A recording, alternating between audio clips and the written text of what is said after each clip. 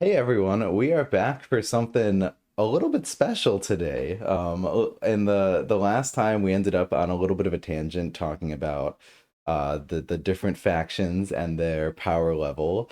And Vector reflected, oh, Shadow Elves actually become a lot easier if you just know how to play against them. And I reflected, I don't know what you would say about that. I don't know what the proper way is to play against Shadow Elves, and hence we thought, well, maybe let's just have a whole conversation about it. Vexer, how you doing?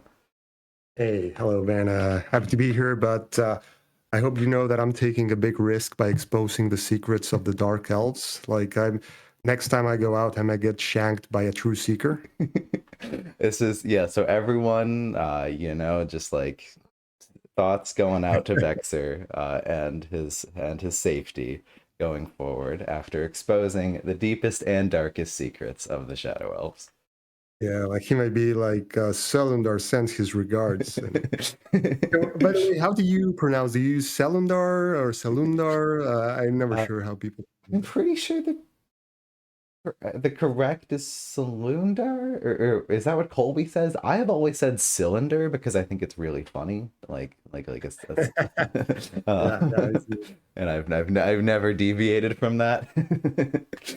But It's hard to tell. I'm probably just gonna be saying it in many different ways so that everyone is pleased to hear it. All right. So yes, that's the first secret. You have to know their secret name and how to pronounce it.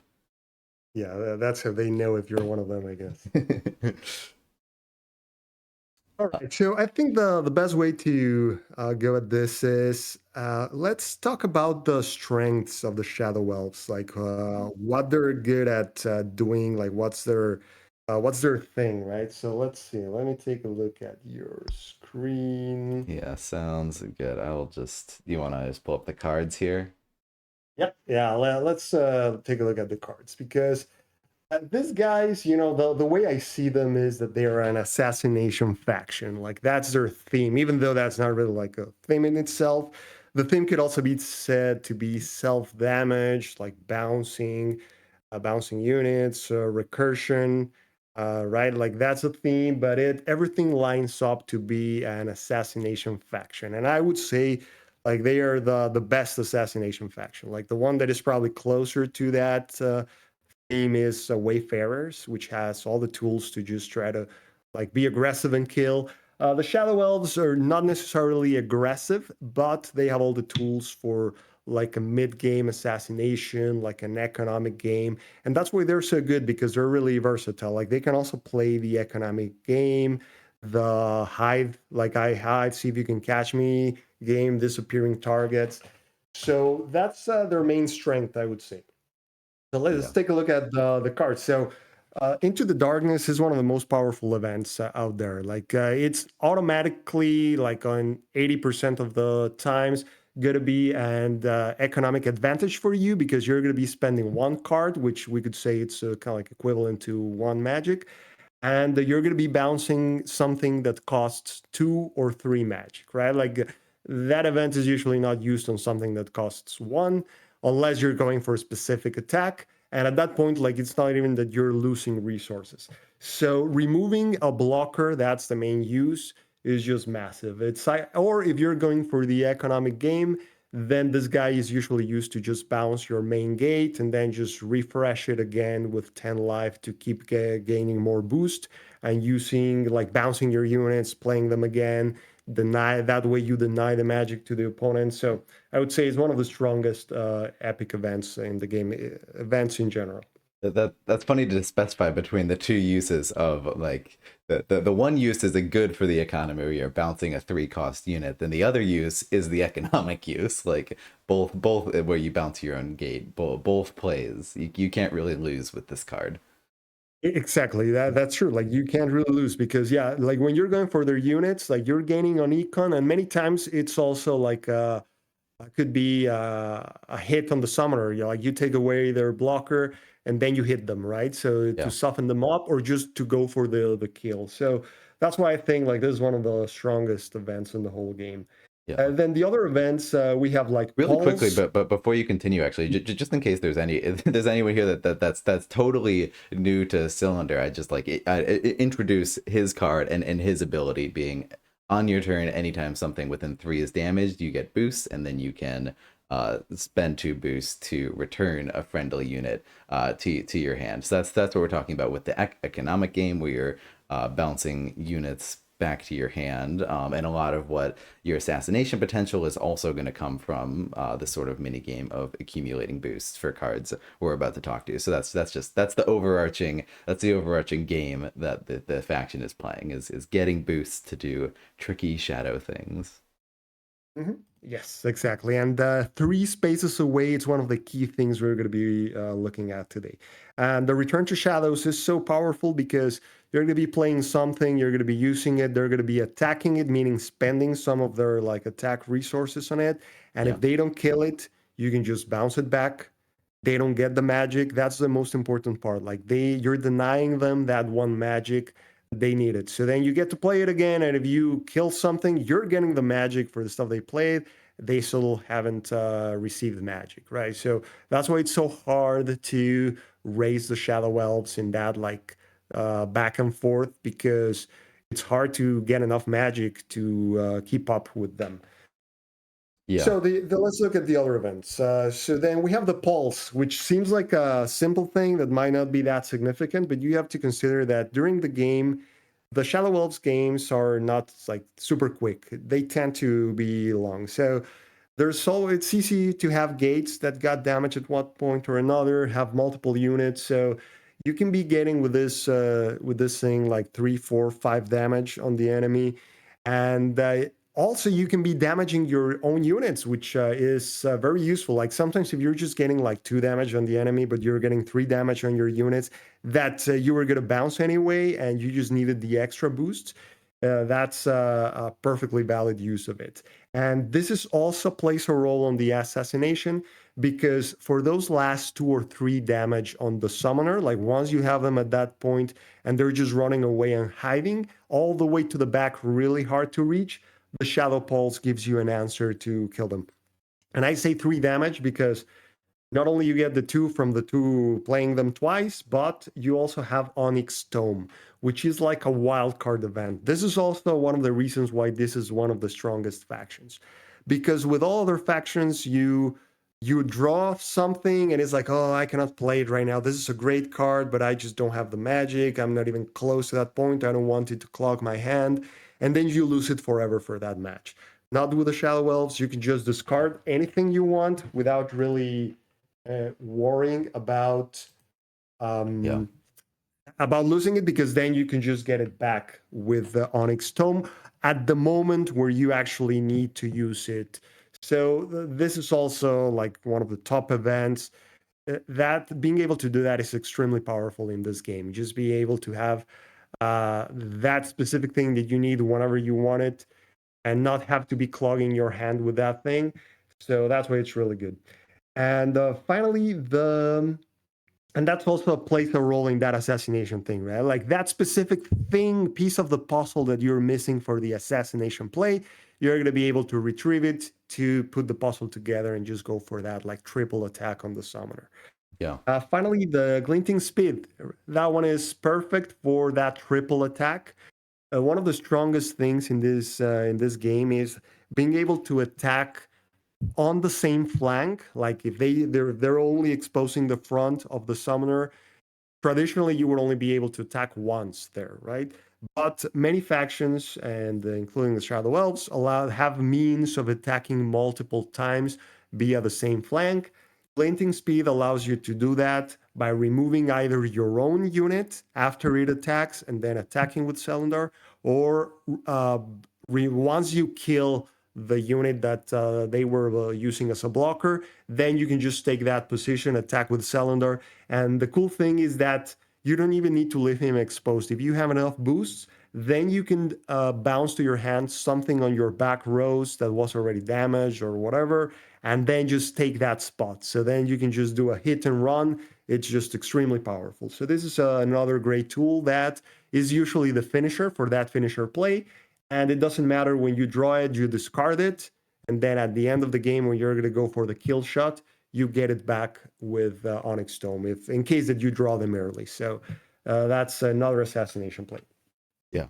Then all the units, you can see that they have some of the most useful effects for assassination. Like one of them is the ranger. Even though it's only 2 range, which is not super strong, you want that guy for those final few damages. They attack through units, which is an effect that very few units in the whole game have. And it's great for assassination, right? Like the cloaks, which is another faction that has like a lot of assassination tools. They also have this with the sniper. So you can do this with this guy, and it's not only that. Like they can also have rush, right? So they get 1 extra space once they summon. You summon them to have the extra reach, which is like very important for the attacking through units, because many times like you want to attack through units once they are escaping, like going all the way back, putting units in front. So that's usually going to be closer to the back of the board, like their first, second row. So even though your gates are usually going to be around your third row, this allows you to reach almost any spot on the back rows for that attack. And that rush ability also combines really well with the knight.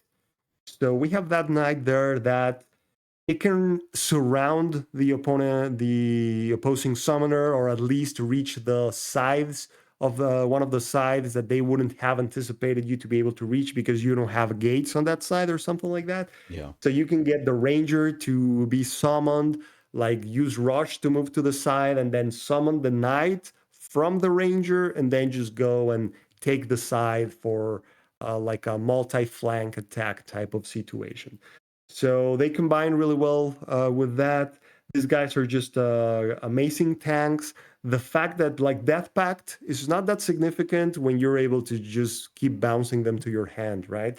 It's one of the strongest cards to keep around and have them like have to spend 1 or 2 attacks, not be able to kill it, and then bounce it. Yes. Sometimes some factions have to do the 3 attacks to have a like a favorable percentage of the kill, and sometimes they don't even get it. Like many times, like hey, you whiff once, you don't kill it, is just devastating. Like losing your whole turn to trying to kill a knight and then getting it bounced is just one of the most demotivating sensations like you're going to be getting in this game. So that's why that guy is so strong. Finally, the Seeker. Let's talk about the Seeker. Like that guy is one of the strongest commons in the whole game. Uh, Yeah. the the feint ability is just being able to attack and then hide is one of the strongest things in the game.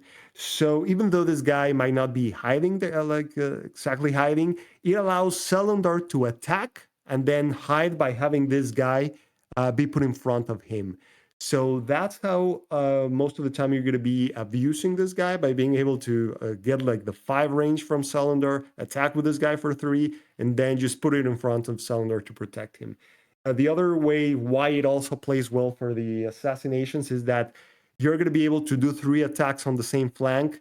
This guy goes to the front, attacks for 3, moves away, then you have a ranged unit on the back, and then you either do a glinting speed or bounce that unit and attack with another ranged unit. So as you can see, all the units like have this synergy to allow you to do multiple attacks on the same unit on the same turn. So this guy is one of the keys of the whole deck. Being able to attack for 3 constantly, just paying 1 for it is just extremely strong. Usually for a 3/3, you would be getting it costs at least 2. So with this guy, like you're gonna be able to be doing that very often with you have like a good boost economy.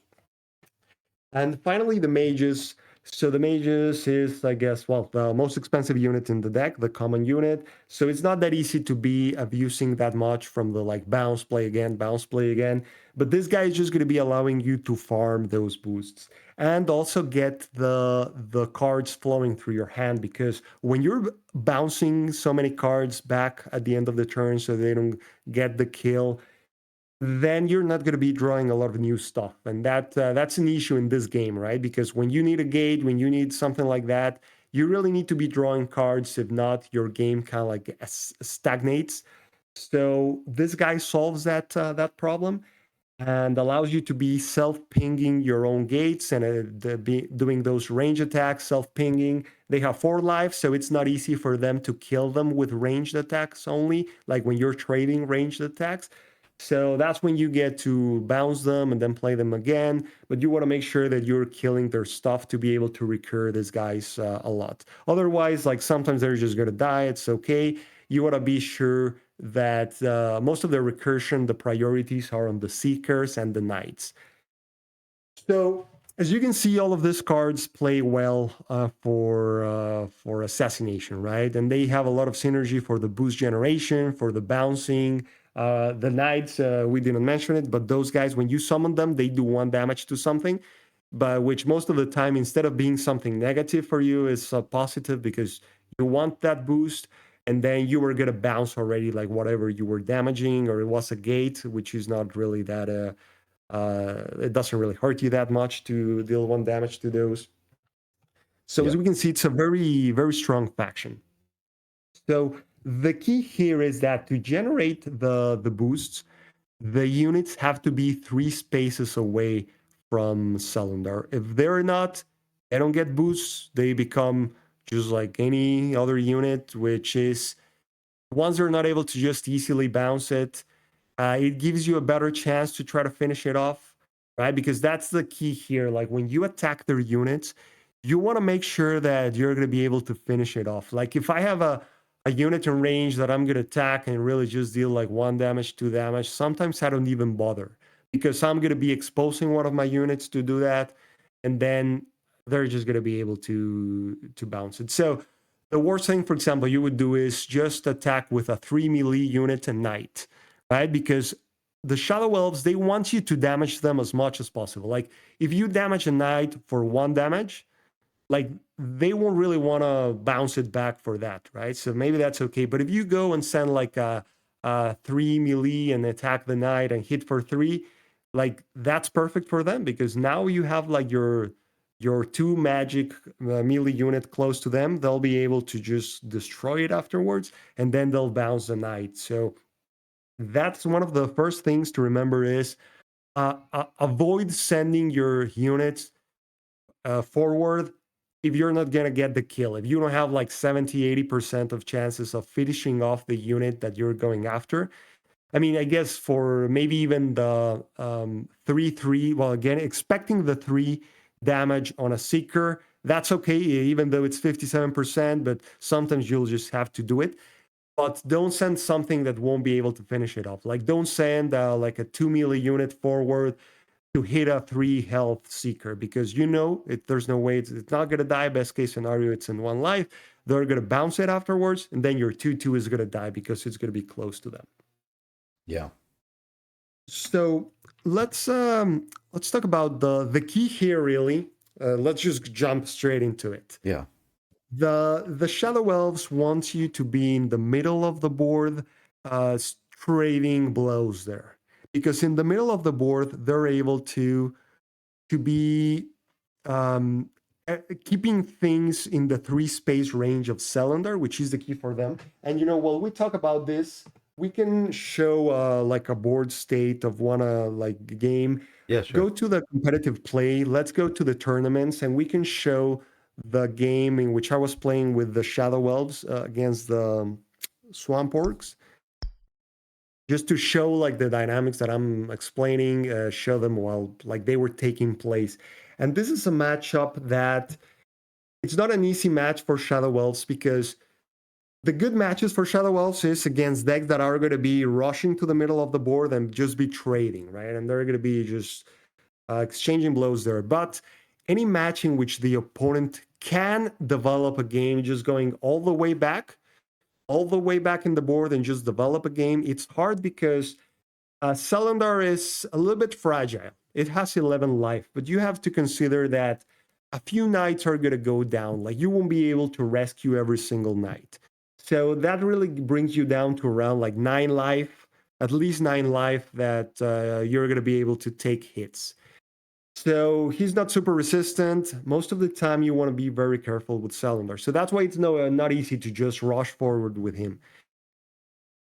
So your gates, it's hard to plant forward facing gates because you have to move Selundar like either all the way to one side to advance forward, or going through the center is hard. You don't want to put them in a position in which you're locking yourself in.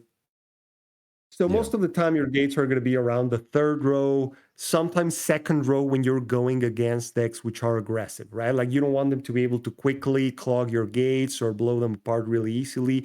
So in those cases, you'll have your gates at the second row. So when you're in that situation, reaching the opponent's like second and first row is really hard. Like you're only really able to do it with your range units on the columns where you have your third row gates. Anything else that they move around from those positions is going to be outside of the range of a mage that is pinging you at the gate because you, the key for the mages is that you want them to be self-pinging a gate that gives you a boost and then attacking. You don't want to have to get them separated from that and exposed all the way to the fourth row, in which now they can get attacked melee on the side, range on the other side, like pretty much like double attacked. So it means that they can kill them. Otherwise, if they can only attack them through one flank, it's hard for them to kill them. So that's where you want to be, in that position in which the mages are too far away to be able to finish off with a single attack, but they're attacking something, and the enemy units are within range of a seeker. So that's the key. Like when you're playing against them, you wanna ideally, like if possible, not be within the range of the seekers, which is like their strongest card. Mm-hmm. So in here, an example is like the swamp orcs are able to do that. Like they really just want to start like getting a lot of small units on the back to have a lot of boost, and then just start dragging the opponent units or like attack with Mog and then send him back. Even though they need to get Mog a little bit forward, they have means of hiding him. So we can see here how dangerous it is to be within range of. If you go back to the first turn, just let the first turn play so that we see how easy it is for them to inflict damage. By leaving him within the range of a Seeker, because of how easy it is to do attacking through the same flank, you can see what happens here. So yeah, okay, so they get the kill there. They start developing the buying gate pretty far away from the elf so that it's safe. But then we see here the seeker play that we were talking about, in which the Yeah. seeker can attack, and then the mage got the ping, which is exactly what you want with the mage. Like it's not really getting too exposed, and then two attacks. So in this case, the attacks were successful, and I even got to bounce the seeker, not even leaving it exposed to get killed. Yeah. And the summoner is already at And 7, that's right? six So damage. Yeah. exactly. So that's devastating, right, for any deck getting hit so hard. So okay. So after this, we can see how what I want to show in here is how you have to be very careful with Selundar, like trying to keep the action within the range of Selundar. And when that's not possible, Leo, because the opponent is just going all the way back, then you have to gradually start moving Selundar forward. Right? And that's when, as the opponent, when you're playing against them, you always want to be able to have some threats so that if they want to try to bring Selundar forward, be able to punish him so that he has to be hiding back. The other one is try to keep the action to the other side. You can see in here that the Swamp Orcs was trying to build the units on the opposing side of Selundar, like the farther side. Like if I don't have a gate, I cannot really pressure that side properly. But right now, those knights that I saw the way there, like it's outside of the range of what I can get boost or what I can bounce. Yeah. In this case, I had to do that because that gate is extremely dangerous against the Swamp Orcs. Really needed to get rid of it so that they couldn't really get too many boosts. Yeah. But usually you'll try to keep things close by. So let's see in here. And because it's all the way to the side, it's not even easy to really get the kill on the knight. It gives you time to then move Selendar and get the bounce. So Yeah. one of the things you want to do here is, let's see, we can pause it here for a moment. We don't really need to watch the full game. but is you really don't give them targets. Like for example, here that 5 gate here is really working to the benefit of the elves because they want to have the action be happening in those 3 spaces around Selendar.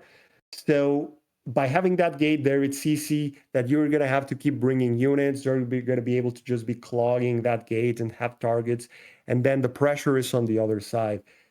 So let's see, we can just then start skipping full turns just to see how to be able to keep the action close to Selendar, how I started advancing with him.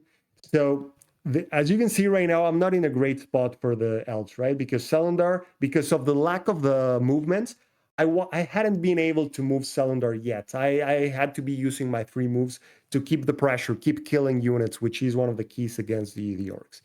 So then let's keep another turn. The first opportunity where I had some moves, Hmm. I moved Selendar to that central position, and then I try to retreat with my units to a spot in which most of my units were within reach, and they were not within like a double attack from the opponent, except for that one knight, which I was considering him like, okay, I mean that guy is lost, right? Sometimes you cannot really rescue every single knight. But then the Selendar, it's very important that he's always protected.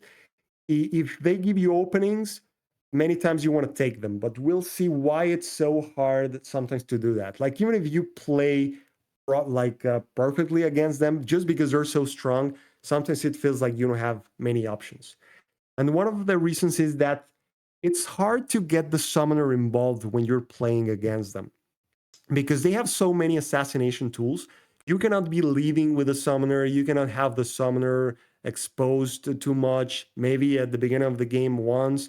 But all they really need to do is hit you once or twice so that your summoner is around the 7, 8 life range. And then it's within the assassination range. Yeah. Like once they are 7 or 8, 3 attacks, one of them is going to be Selendar, many gives them like 70, 80% many times to finish you off. Yeah. So that pretty much means that you cannot really even use the summoner as you would use with many of the factions. I think we don't need to keep watching this game because we want to see the other side of this. We want to see the going against them. Yeah. So we just wanted to show how they're going to be like the Shadow Elves are going to be trying to play that way, right? In which they're going to try to keep the action around Selendar. If you go all the way back, they'll start moving Selendar forward and keep the action around the side where he's at. So one of the things that you can do is try to move the action of the game to the opposite side. So right now, for example, the obvious move is try to finish off that knight because he fell away from the pack. So it's the perfect opportunity when you have multiple sides to finish them off. But after that, like if they're focusing on one side, like in this case, maybe like moving all your stuff to the right side, the Shadow Elves in this board, like they don't have a gate around there, and they already have some units on the other end. Like if you move the action to the other side, like one of those mages wouldn't have good targets. Like those are the type of things that you want to see if you're able to do, and not keep playing around them. Like not try to get in a like a range unit attacking that mage that is on the 4 gates. Like you don't want to be in that fight because you're not gonna kill it. They like whatever damage they do to you, it's permanent. For them, it's not. They can just bounce it. So you want to be avoiding those situations. So let's Yeah. go to the first But game in which I'm playing against the Shadow Elves. let me pause for a second here and just ask one question that is like, why or when do the Shadow Elves need to advance? Because I'm used to playing and seeing a Shadow Elves that's um can go for the assassinations, but is also just very good at econ. And if like the threat that it seems if you're playing against the Shadow Elves and you just pull back, well, the Shadow Elves will say, okay, fine, I'll just sit here and damage my own gate and get a bunch of boosts. And I can just stay back and be fine. What's wrong about that way of thinking, or how does it vary in matchups? Like why do you feel like you need to go forward in this matchup, or is it matchup dependent? And yeah, how does that dynamic work? Mhm. Yeah, yeah, and And that one is really just against factions that are able to develop like a, let's say, a back rows game effectively. Like Yeah. they benefit from that time and they can start abusing it. Some examples of this would be like the Savannah Elves. Like they don't mind. Like they're happy to stay back and just keep boosting and boosting and creating like massive things. So in there, the pressure is a little bit on the Shadow Elves to move a little bit forward so that you don't get like only like 6, 7 health lions coming your way. Another one is like the high elves. Like they're happy if you give them the time of building their aura formation so that they only benefit from them, and they have like this range positions in which they can reach whatever you have, at least a gate, so that they don't get inactivity damage, but it's hard to attack them back. So those are the scenario, and those are some of the worst matches for Shadow Elves. Really, like any match in which the other faction is happy to sit back, even the Yeah. breakers, because the breakers are able to establish an effective game all the way from the back. Yeah.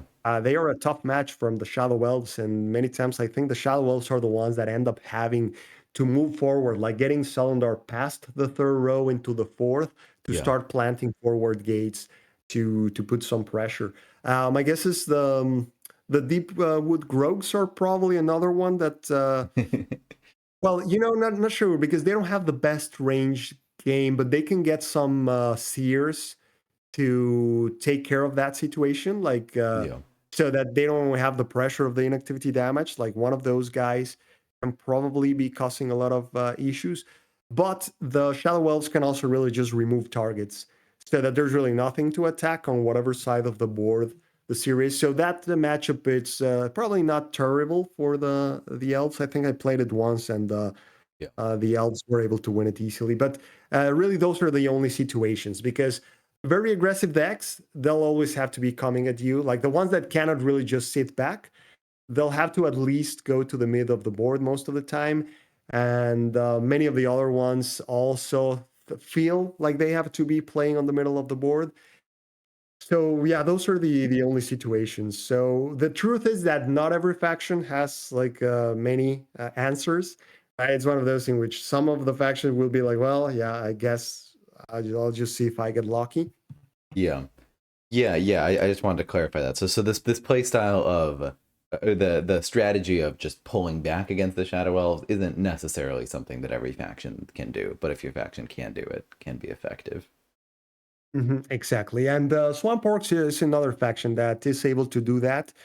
And just trying to amass like a lot of units there and then just send like a champ forward to try to one shot like something big or be pulling units with the Bindmancers for Moglug and then trying to put something in front. It's still not easy Yeah. because like the elves have like a decent range game. They have a lot of reach. They have a lot of tools. But yeah, like some factions just don't really have any like back row game, right? Like they just have to be going to the middle of the board at least, and that's it. They don't have a good Yeah. a good defensive game or like that type of boost economy in which you really just want time to start abusing some type of boost mechanism. Yeah. Yeah. Makes Mm. sense. Well, should So I let's see how that would look like. So which game is it? we're gonna I look should at pull some up. games. Yeah, let's take a look at the first one. We're gonna be Okay. looking at some games in which this was applied, like this type of mechanism of just playing the back row game and playing it carefully and trying to create distance between Celandar and the units that they are forced to send to you. And I didn't have like the biggest pool of games because a lot of the older ones break. But I was able to find one against like Prophet. So this guy, no one can say like, yeah, nah, he's just showing games against like guys who don't know what they're doing. Like this guy is one of the best players out there, right? So uh, no one can like this is probably a good example of like a tough matchup. And even with the playing like the way you have to play, you'll see how it's very tough. Like this one was super close, barely made it. At the end of the day, it ended up being like a 50-50 coin toss type of situation. But let's see what happened here. So let's get it going. The elves started, so they get to kill that lioness. In this one, like it's very important to kill the lion for the elves, so they didn't really mind like sending an eye, like overexposing it because they didn't want to risk like the 2-2 failing, Yeah, uh, because that lion just gets yeah. It's a decent pretty big. start. It's a lot of dice to throw. Yeah, And a that lot was a of brutal start. Like if the other one failed, like they had the 2 attacks on this guy, so that was just devastating, right? Like wiping out the board. yeah, So then let's see. In this one's, remember, like you cannot use that much the summoner, right? But at the beginning of the game, keeping Avua all the way to the back, and when they overextend the unit, like you get that almost free shot. Like, well, it's not really free. Like they can still get you with one ranged attack, but it's yeah, not like a triple attack situation. So, yeah, and because of the way the game started, like with my board blown out, I had to use him.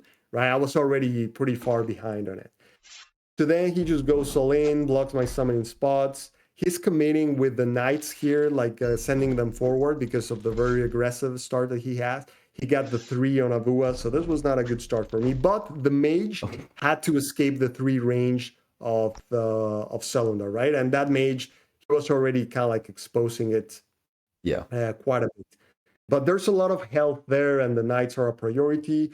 So I just had to keep using Abua just because of how far back I was. yeah. And But what's interesting so, here is that it seems like like Prophet feels like he needs to go forward, or maybe it didn't feel like a need, but just but the situation arose and he was able to have that forward momentum, and he goes for it. Well, what I'm more used to expecting, as I've said, is just sitting back and chilling with the Shadow Elves and not bothering to go forward.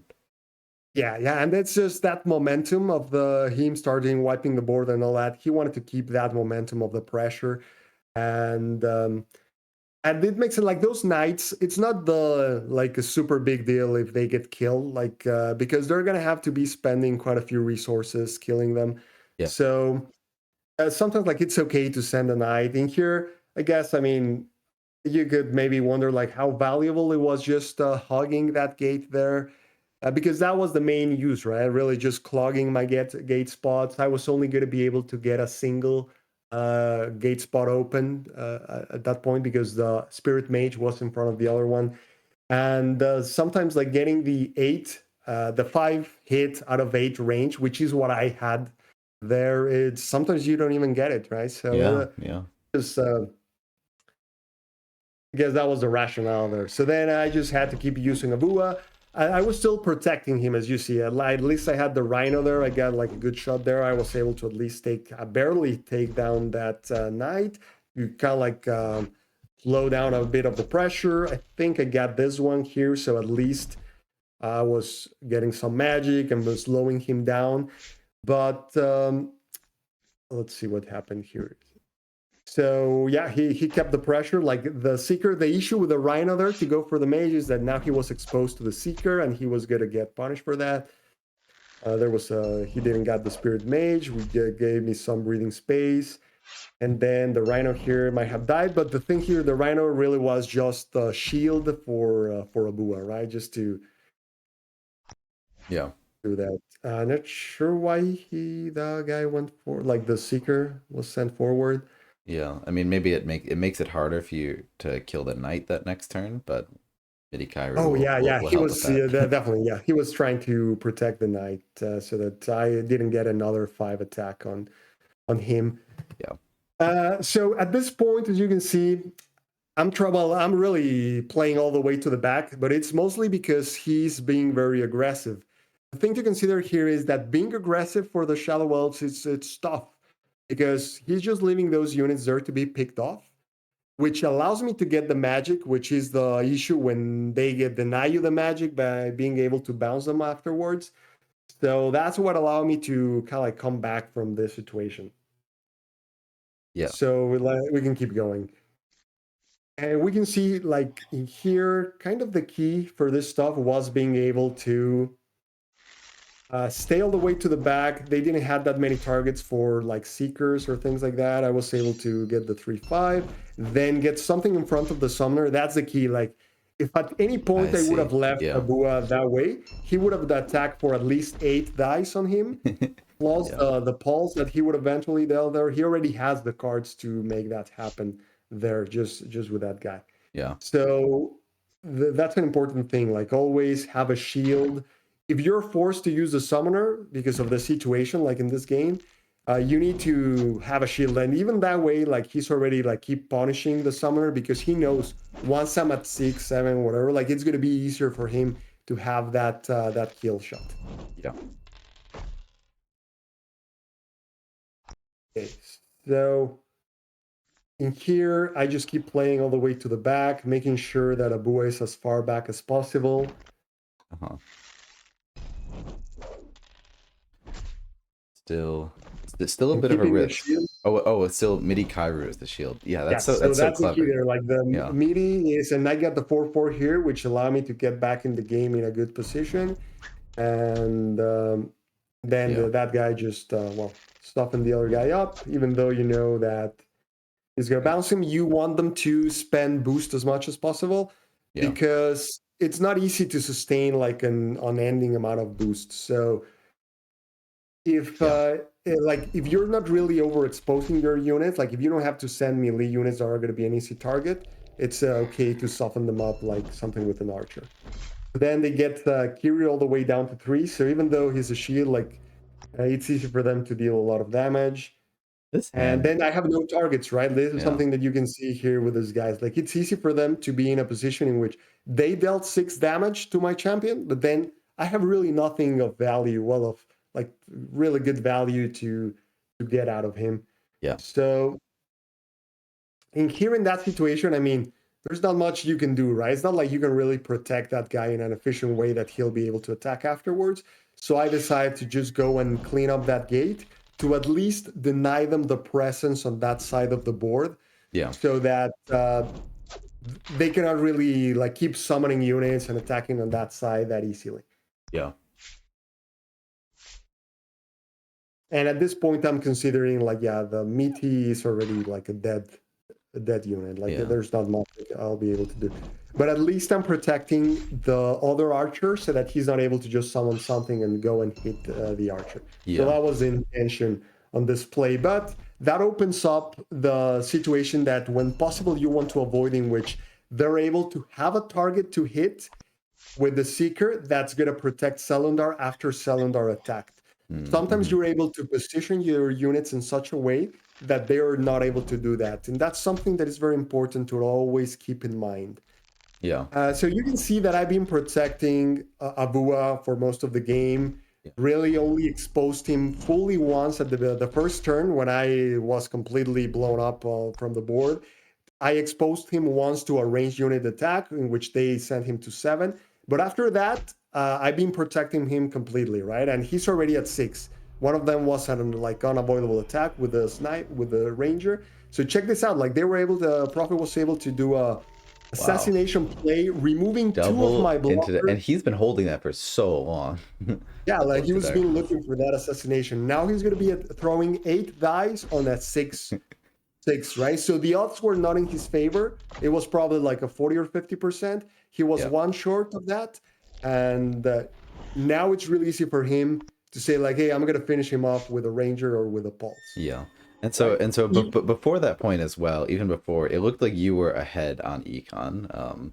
I get to get back to that Yeah, turn, he had but to use, that's true. Because of the forward aggression, he had to use more resources than the elves would have to usually use. forward.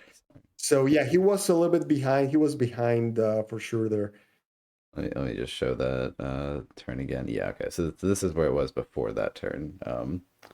And yeah, just from from all those overextended units dying, that makes sense. Do you think the Shadow Elves could have like if Cylinder had been able to like go forward and establish a gate, that would be a more sure path in this matchup? Yeah, in this matchup, getting a fourth row gate makes things much easier because the key really is to have them in range of your seekers so that Yeah. you're able to do like those seeker attack plays. And I mean, getting that sustainable fourth row, either the opponent or your fourth row Yeah. gate, is not easy because for example, in this matchup, you always feel that you're at risk of Celandar getting like hit hard because they have so many combos, the Shadow Elves, that they can just get those rhinos hitting like double attacks with the entangling combo or something like that. Yeah. So it's always a little bit scary, but that's the ideal way to, like, I think the one in which you maximize your chances, getting one of those around in the fourth row. Yeah. Yeah. Yeah, so in here, as you can see, they have a lot of ways of dealing that last damage, right? So in here, I had to do some really like thinking really hard of all the ways in which they can get me and try to protect against all those ways. So I couldn't be touching a gate, right? I couldn't be just have a single thing blocking me because otherwise they could kill it and take that position with another. Yeah, I couldn't like go all the way back. I couldn't move there. Yeah. No, I had no, to have at least two things in front because otherwise they can kill one and then take the position with glinting speed. And so it was it was tough. But in this game, I was also like holding for a long time one of their combos because I knew that was kind of like my only way of dealing the last surprise damage or yeah. trying to finish him off. So I was holding and tangling for a while. I had at this point I had two of them. I had one, then I drew the other one. I was like, okay, I'm just gonna use it because he's not giving me any good targets, as you saw. The Yeah. only way of hitting him was using the entangling to be able to reach him, and that's why it's so tough to deal with them. And here I got some good rolls at least. So I sent him to 4. At this point, he was within the Savannah Elves assassination range. Yeah. So yeah, so then he's going to be looking for that last damage. I'm going to try to also have a position in which I'm able to deal the last attack, but sometimes it's just really hard to get that position in which he's not able to attack from the back and then move the seeker. If I was able to move, for example, if the archer was actually no, if the lioness was one forward, he wouldn't have been able to attack the archer with that seeker and then block that position unless Celandar killed the lion. But now they're risking it based on the roll. Yeah. And then as you can see there, I just put like a Bua in a position in which he was protected by 2 units. So even if they kill one, they didn't have the shot. I wasn't touching any gate. Yeah. But I was within the range of the combo of the entangling. So I needed to get one of my lionesses to be able to reach a Bua. And that thing here, kind of like the game, it was hard for him because even though he didn't deal any damage there, he didn't have enough damage to kill the lioness one way or another. As you can see, the boost, they're not like at some point they run out of boost. So he was not able to like bounce the seeker to then hit for 3. Yeah. And then I just did the entangling, like use the other thing, the other piece I had for enough getting enough boost, and was able to get 2 units all the way to the back. So as you saw, most of the game I was playing it on the back 3 rows, and in this case, like he was being aggressive, so I always had targets. But many times, like the whole point is that they don't have great targets, so they have to overextend their units or just send a knight all the way to your side of the board. Yeah. Yeah. Okay, so this is one example of a faction that is able to build that game, stay all the way to the back. Let's take a look at another one of these games. I think the second one, it's against some random dude, but it's with a faction in which I have a Crimson Order. So it's not something that I can just play all the way to the back, right? This is Yeah. something that, well, you have to get into the trading. It's hard to avoid. Yeah. Let's see. No, it's not this one. No, let's other link. Let's take a look at the other one. Then we can take a look at this one. This is one in which I'm able to go like also to play the back rows, like to see the strength of that. So yeah, the random dude game is this, and let's see. Loading, loading, loading, loading. Okay, there you go. So it's some band 10 or something like that. Yeah, so this dude. Yeah. Yeah. Okay, Uh-huh. so yeah, this game. So let's take a look at this. So in this one, it's not like it's a choice to just stay back, right? Like just try to play from the back because these guys don't have any game on the back. So let's see how this can be handled in that situation. So like they're gonna try to take the mid board, putting pressure there, do exchanges there, and everything is gonna be close to cylinder to be accumulating boosts.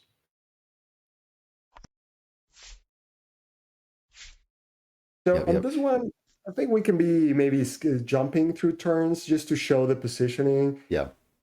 So turn two. So with the Crimson Order, you'll have to fight for the mid of the board, right? Like that's where the action is going to be happening, and you don't want to be in a like suboptimal position in which they are clogging your front gate. Like it's better if you're in a position in which you are clogging their front gate. But most of the action will be happening in the fourth row. So you can go then. Let's jump to the third turn. So in here, there's like a few trades hitting the Seeker. Right now, Cylinder doesn't have boost. So even if they manage to get a few, at the end of the day, sometimes you can't avoid not being able to finish the unit. So when that happens, really all you can do is start pressuring them so that they have to be spending the boost on that. And the good thing is that Seeker is outside of the 3 range. So you know they won't be able to simply bounce it and just play it again, Yeah. right? So they would have to play a different Seeker and then use a move just to get in within the range of the bounce. So you want to make things as complicated as possible for them with those type of things. So now they know that they either return that guy or lose it the next turn, and now they have to generate 2 boost just to do that. Yeah. And so is the name of the game for Crimson Order here to overwhelm the mid board or just to sit there and trade? Well, what do you have to do here? Yeah, so it's a bit of both because you're gonna try to take control of the mid board, but you don't want to get and you're going to be like while doing that, like they'll be happy to be trading with you, but something you can do is remember one of the keys against Shadow Elves is that either Cylinder is on one side or the other, or if he's in the center he doesn't have reach to whatever is happening on the sides. So that's one of the key things to remember. So the Crimson Order, because they're able to swarm and just get a lot of units, can expand the whole action of the game, not only to the center of the midboard, but to all of the midboard. So that Celandar is not able to keep up with what's happening on both sides. So they're going to be either losing their gates on one side or losing their units on one side if they try to defend those gate positions. So that's what they can do in this type of game, in which you will have to fight with them, you will have to be trading, but Celandar won't be able to be everywhere all the time. So that's where you can try to get at them so that they're not able to get the ideal boost engine going and the boost bouncing going. That's Interesting. the other main weakness, right? So Yeah. one of them is that it's hard for the elves to move forward and chase you all the way to the back rows because and they need to keep the action within Cylinder. The other one is that because of that fact that they need to keep the action close to Cylinder, they cannot be everywhere in the board all the time. So if you have to be in the middle, try to expand the board as much as possible. If you're not able to have units on both sides, but you have mobility, something like the Avens maybe, what you can do is once you're exchanging on one side, you can start shifting the game, flying all the way to the other, and start putting the pressure there. So that now it's going to be harder for them to to be mounting a defense on every side of the board. Uh-huh. Uh-huh.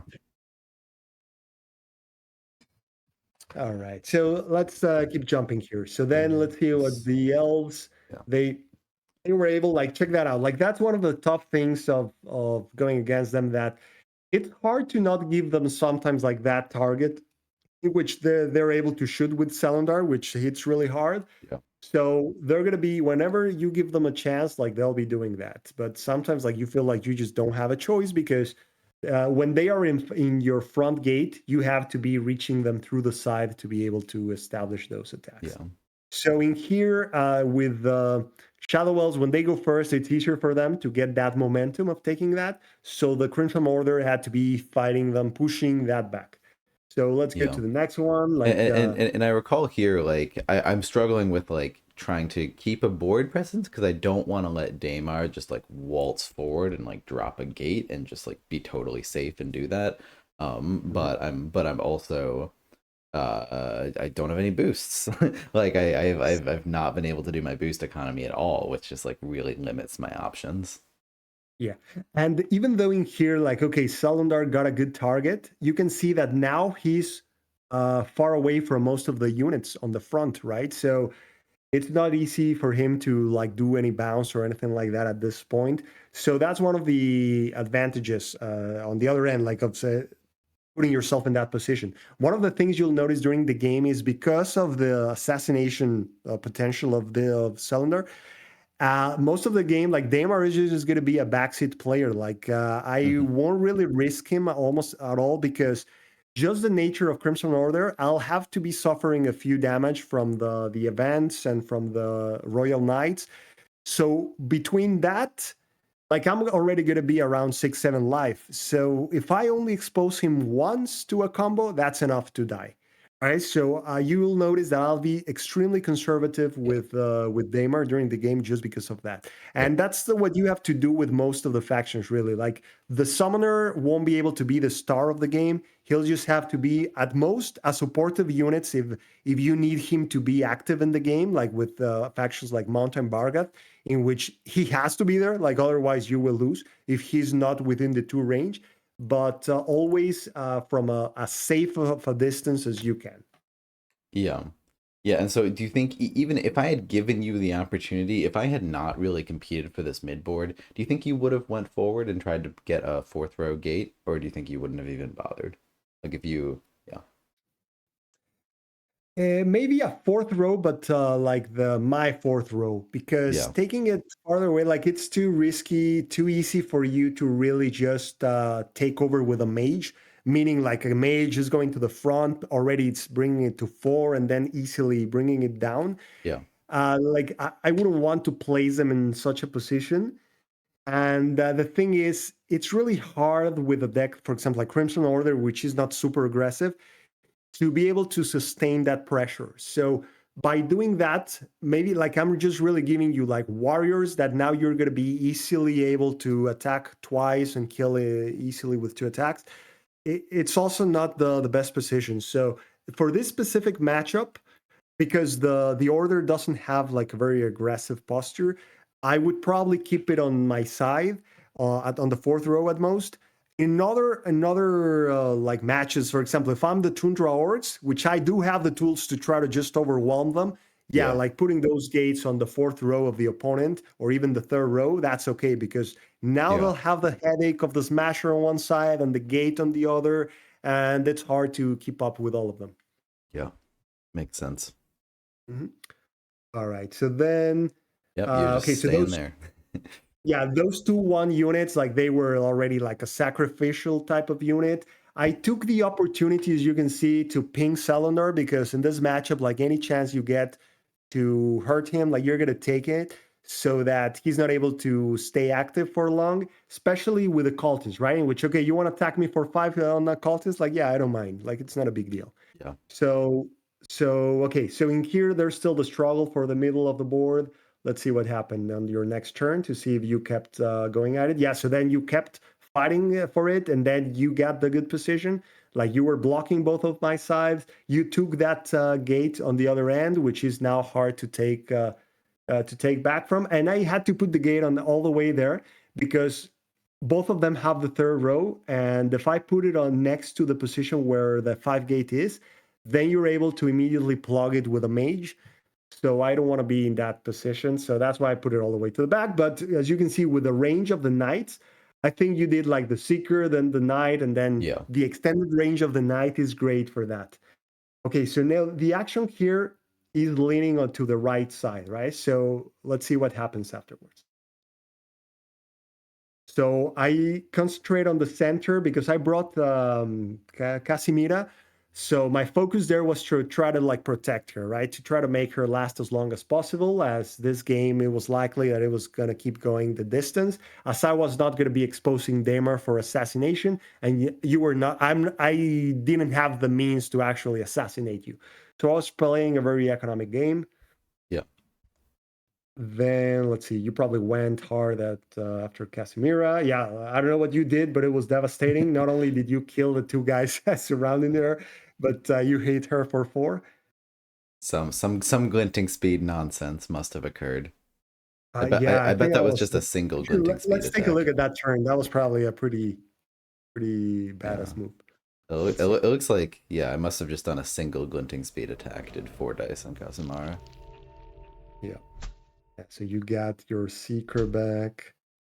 You got some boost with that. Oh no, am I?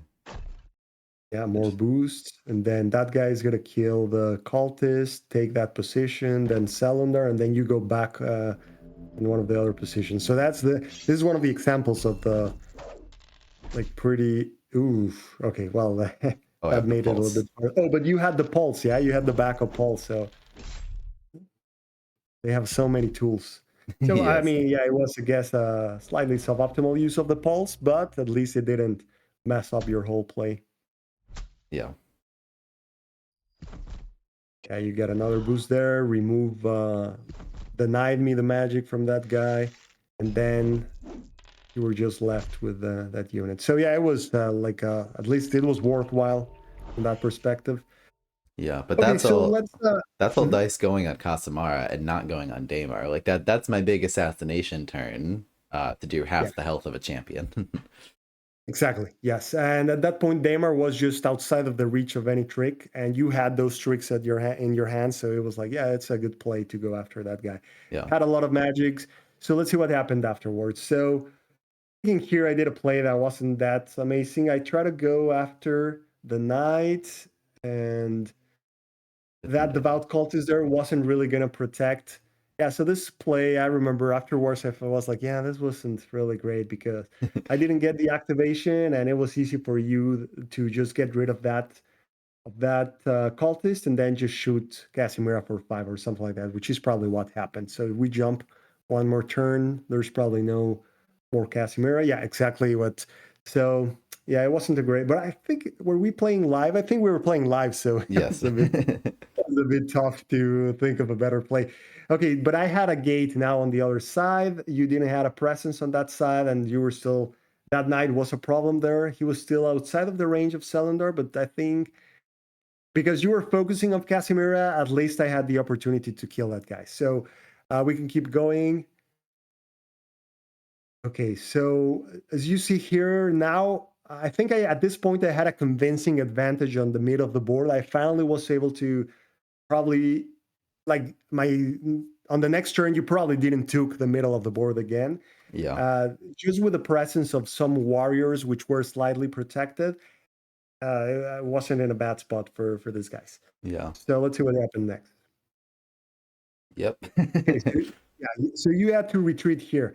So this is one of the key things here is that the Shadow Elves play really well on the defensive. Like if you're on the defensive, if you're in their face, right? Because they have a lot of ways like of forming like defensive like lines with the knights that they can just bounce because they're all close by and doing a lot of things like that. So I think this is where I said like, you know what? I don't really need to chase him. Like it's not gonna work out. Like if I send that other warrior forward, he's just gonna get like surrounded easily or something like that. There, he's not even gonna be able to do a single attack. So probably something like that is what I did. Or let's see what happened afterwards. Check that out. Like I even retreated with the other one because this is what I was saying. Like if I move the other warrior to hit that knight, my best case scenario is 4 damage. And that doesn't kill him. And then that's just perfect for you to just bounce it and play it again. You had plenty of magic. You also were in a good spot on the econ situation. So all I really did is, you know what? I'm just gonna retreat. Right? Like I have the middle of the board. I have my units here ready for whatever you want to bring, and then I just attacked with the devout cultist to your gate, and I even moved Daemar to even a safer spot because I had an extra move. I wanted to use it that way because I'm going to be needing a lot of moves afterwards once I Yeah. have to reactivate those warriors. Something to highlight here is this warrior here, what you would wait, where how do I go back to it? All right. Yeah. Yeah. So this warrior that was sitting that could go up the knight, what you would expect against like against just like any faction is just like, oh, well, just go hide in front of the gate, like just block the forward gate. The enemy has to run forward if you want to hit that warrior. That's a good position, like pretty much most of the time. But no, instead we're gonna go over here, which I assume is just to keep things out of range of the cylinder aura, like Cylinder can pretty easily just have a Seeker just come in and hit that warrior and then run back. And then if the Yeah. warrior's all the way over there, it's just like it's kind of annoying for me.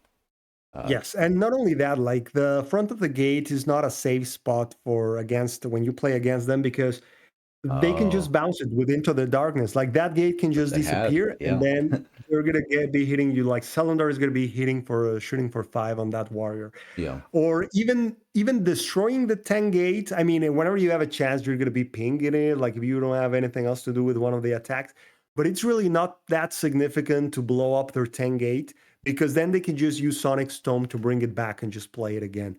yeah, So it's not super important to destroy that gate. So that's why I thought it was better just to retreat with a warrior and just attack from far away. So if you wanted to bounce that gate, like I'm okay with it. Like I don't care. Like I'm really just putting the pressure of having to bring units forward to do an attack on your end.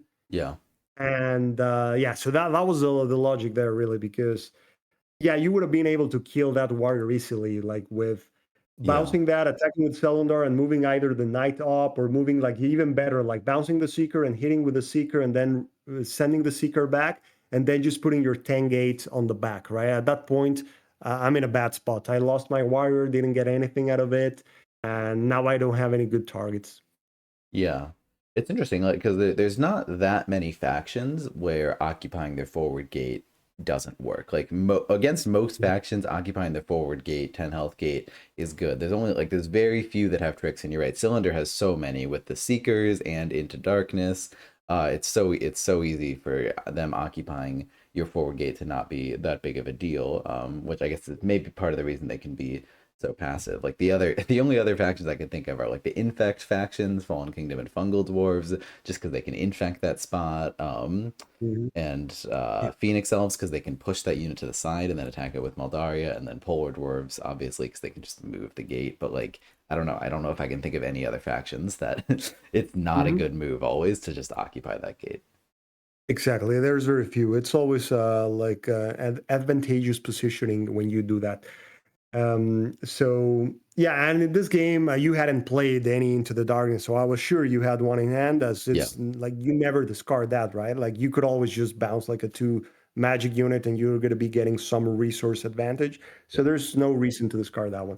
So yeah, so then we just keep going. So then, as you can see, this was also one of the keys. Like unless you really have the chops to put a like a overwhelming aggression, just put the pressure of having to come to you to them, right? Like in here, you did the bounce of your gate and then just retreated back so that my gate wasn't within the devout cultist range in which he can just keep shooting that way and still. And if you put any mage there, he was within the range of my warriors, so it wasn't the great position for you. So you move things back.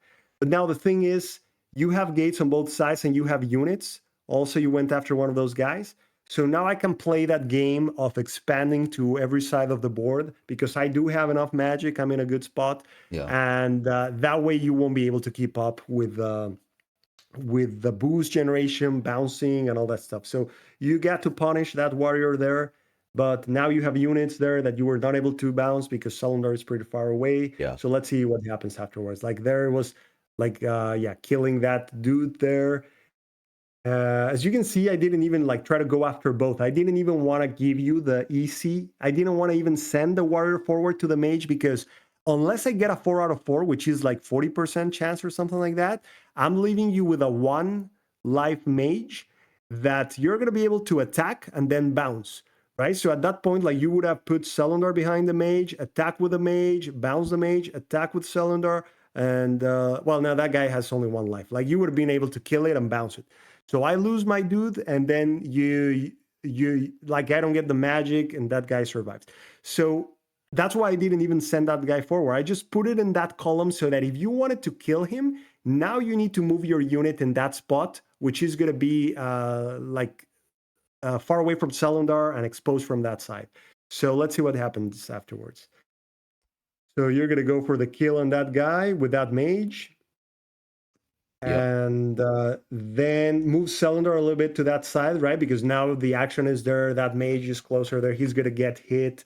And that's when I take the opportunity to bring units also on the other side. Now that you move to this side, I try to put pressure on the other. Mm-hmm. Well, attack through the other, really. I think it's probably a range. Let's see what I did. So, okay, so I sent the warrior. He couldn't finish it off. So far, I still didn't send anything on that side. Let's see. Let's keep going. Okay, so you managed to get the kill there. For some reason, you didn't bounce the mage. Maybe to protect the gate or something. Not sure. I really don't know why. Yeah. Is there any reason? Yeah, I guess because I was just worried about you occupying the gate. Though I did draw the seeker. I think at this point it's like dawning on me how like I thought if I retreated I would be able to win the econ game, but you were just too far ahead for that to be an option. Yeah, and now with Cylinder on that side, like it's a perfect moment to try to start bringing units through the other end. I mean, I need to put something on that side to finish off the mage, but it's a range unit so that it's not super easy for you to like guarantee a kill on that one. And then that's where I mobilized everything on the other end. Like, hey, here goes the warrior, here goes the priest to support him. And this makes it tough now to handle, right? Because if you start going to the other side, then I can just like come down through the side that you're on right now and finish off that 4 gate and have that presence. Yeah. And because it's a Crimson Order, like it's not that I can just stay back all the time. So I had to start like moving stuff forward on the other side. So you started moving to that side, like got some shots on that warrior. Let's see what happened afterwards. Okay, so I kept the pressure with some more units, just bringing stuff down. And then One last to push. just fight those units. Yeah, one last push there. And at this point, it was really just taking out units. Like you were pretty low on cards, so just clog the other side now that you were away from it to be able to always have something to attack there. And at this point, yeah, it was already like you were out of cards. So it was just like the econ factor at that point, right? So as you saw, Demar didn't do anything the whole game, right? I think he attacked 0 times your units. Yeah. He was attacking during the game my own units. Like I was attacking them like multiple times, those devouts, to keep him at a decent amount of life because I was using the warriors. But yeah, so that's how. So as you saw, like it's pretty complex. Like with all the stuff you have to do to get around all those strengths that they have, it's not easy for sure. But it at least removes many of those advantages, or like nullifies many of those like assassination plays that could make this match easy for them, right? If you go forward with a count and just put him on their side, even if you plant a gate or not, they can suddenly have like 8-10 dice on him. Yeah. I feel like if I was to summarize the strategy there, it would just be like really calculated positional plays of like where you are on the board in a given moment, like being on the side of the board that it is the most difficult, the most annoying for me to suddenly have to go and respond to. It's Exactly. it's surprising and impressive that alone can pull it through. Or yeah, that's just it's tough to it's tough to find those plays. That seems very difficult. Exactly. Yeah, it's not hard easy. And many times, like you have to do plays that you know that you're not in the best position, like you're giving them great targets, things like that, just because you rely on the melee units a lot. So let's take a look at one of the other ones, just so we'll be trying to go faster, one of the other games. Yeah, okay. So You want the third one? let's see. On this one, yeah. So in this one, against Free Palestine, using the High Elves. So this is another deck that is able to play a back row game in an awesome way. So you can see how like you feel like they feel weak if you're watching this replay. Like the elves seem like a weak faction just because of how hard it is to play when you're having to deal with like the back rows with the units in which they're only giving you like one flank and you have to overextend to reach. So let's jump through the turns. So I think they go first. Yeah, okay. So they go after the Justice, which is the usual initial play. And then let's see what I do. So at least that Justice was able to just attack and die. And I immediately start building Uh, like a fort on the that's so back, right? I rough to just initially see build that. a formation and go after the target that was left on that side. This is the stuff of my nightmares. Turn one already. Yeah. Horrifying. Wow. And then just And cylinder does And nothing. you'll see exactly. You'll see like I'm not within the range of the seeker, which is one of the keys, right? Like you cannot keep the piece on your front gate because then the seeker can hit him and then a ranged unit on the back can finish him off. So it's not the ideal spot. So the only challenge here really is just having enough targets for your formation, right? Because right now, for example, they did the same thing. They were, I can play the same game. Okay, you don't have any targets. What you're gonna do? So I had to leave a piece exposed Yeah. to even to just be able to attack that gate. Yeah. So the good thing of the piece is that it's not super easy to finish up. He's like 4 lives, so they went with 5, and then he survived, right? And they didn't had enough boost yet. So I was able to heal him a little bit and then just retreat back and play the event that gives them +1 to try to maximize my chances of killing the unit. Both of them missed, right? The three, so get 2 out of 4. But it's okay. I have a great formation all the way to the 2 back rows. And just do play here. Let's see what they did, just so to see how hard it is for them to even find something useful to do.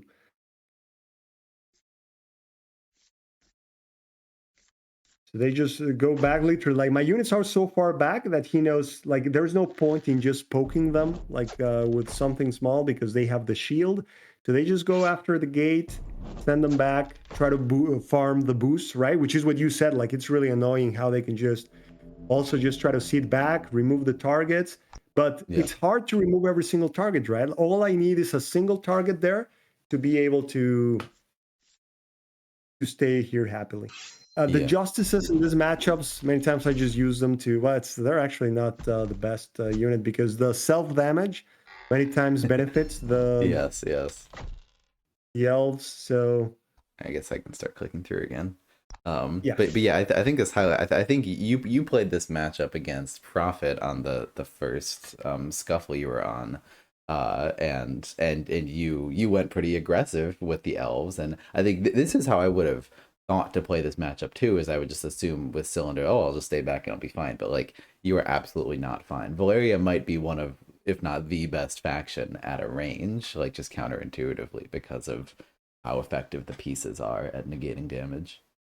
exactly. Yeah, and that's why in that matchup he also came forward with Valeria, and I was like, perfect. I'm gonna try. Like I try to go like lower the life a few times, which I didn't get like the rolls to remove the blocker Yeah. because I knew like, okay, this is perfect. I just need to hit a few times and then I can go for the assassination. I was still able to get like the assassination combo at the end, but I needed like I had like a 30% shot or something like that because I didn't manage to get him into the 7-8 life.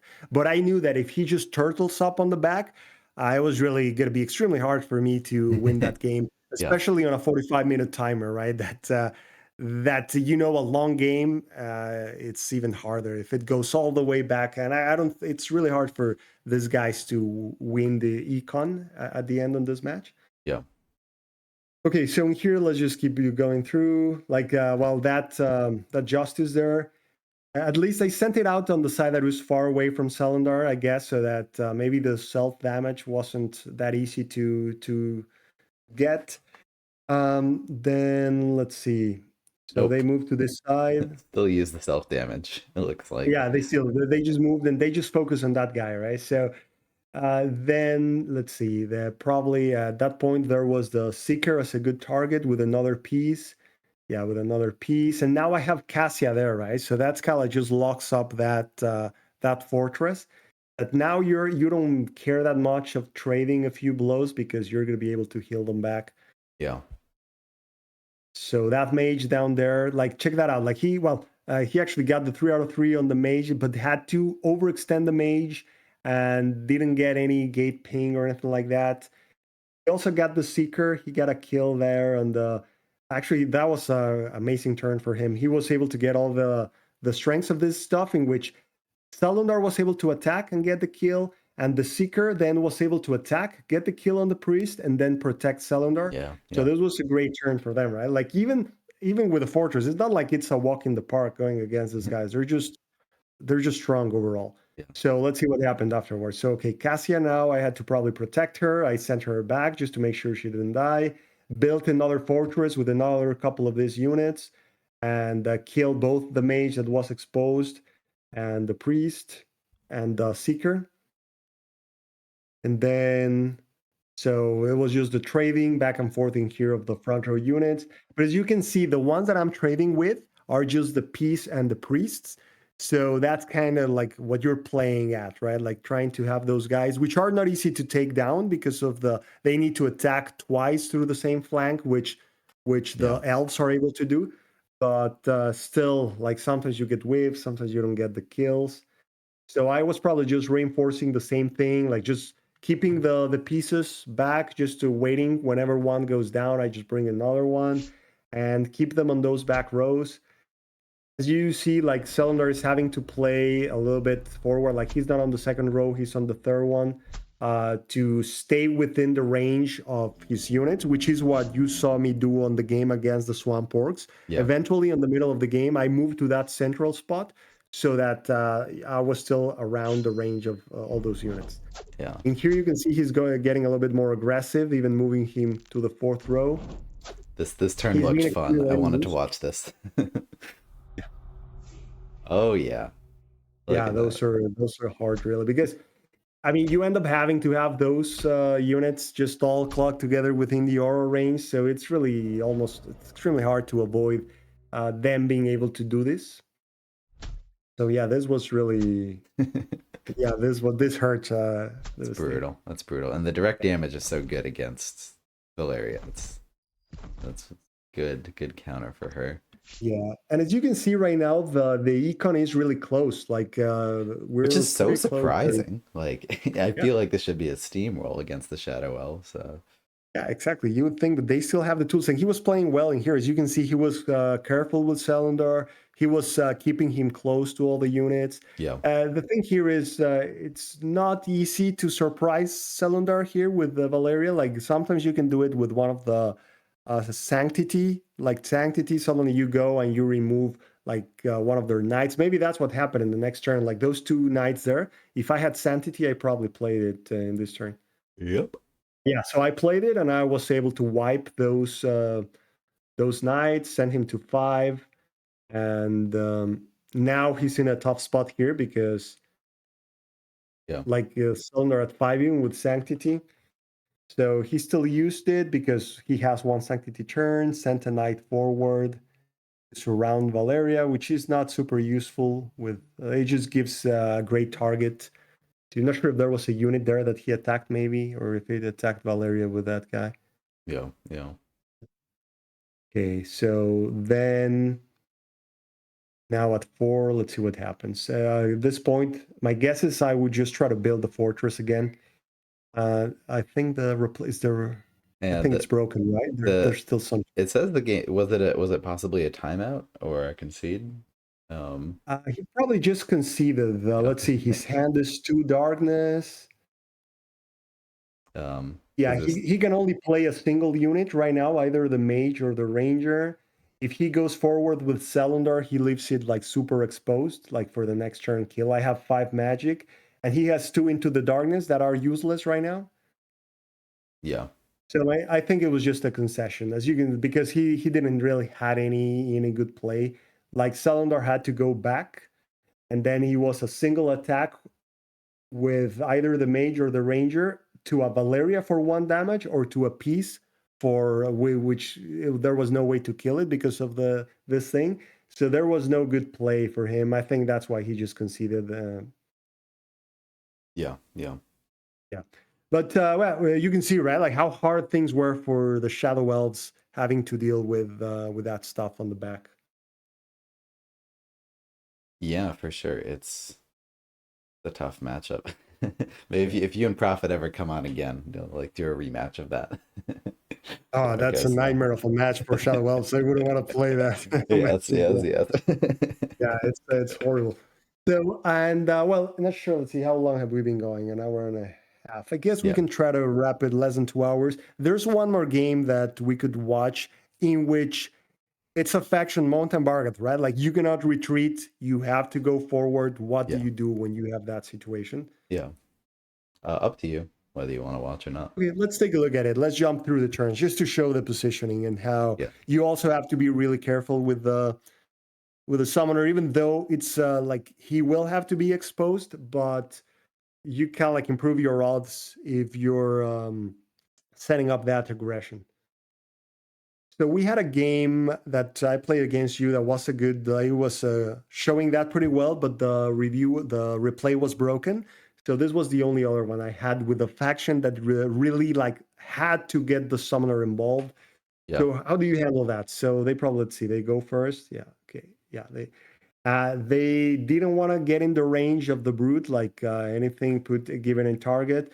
So I just like these guys have to take the midfield, right? There's no way to avoid this. So yeah, I went forward, didn't really have good targets. Like the units, his play was to get them outside of the range of my attacks.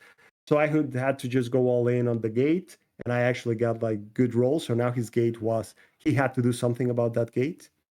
uh-huh, Yeah. So then let's see. He goes after the. How did that slinger get hit? Oh, the seeker. So the seeker came down, hit that guy. The mage hit the other guy. So he was just playing the Shadow Elves, the middle of the board, playing a little bit defensive, which is what you have to do sometimes with factions like this or yeah, factions like Tundra Orcs. yeah, Okay. So then keeping the pressure, keeping Sunderbed within the range in which I'm going to be able to provide boost. Not trying to use him yet, and just keeping the pressure there.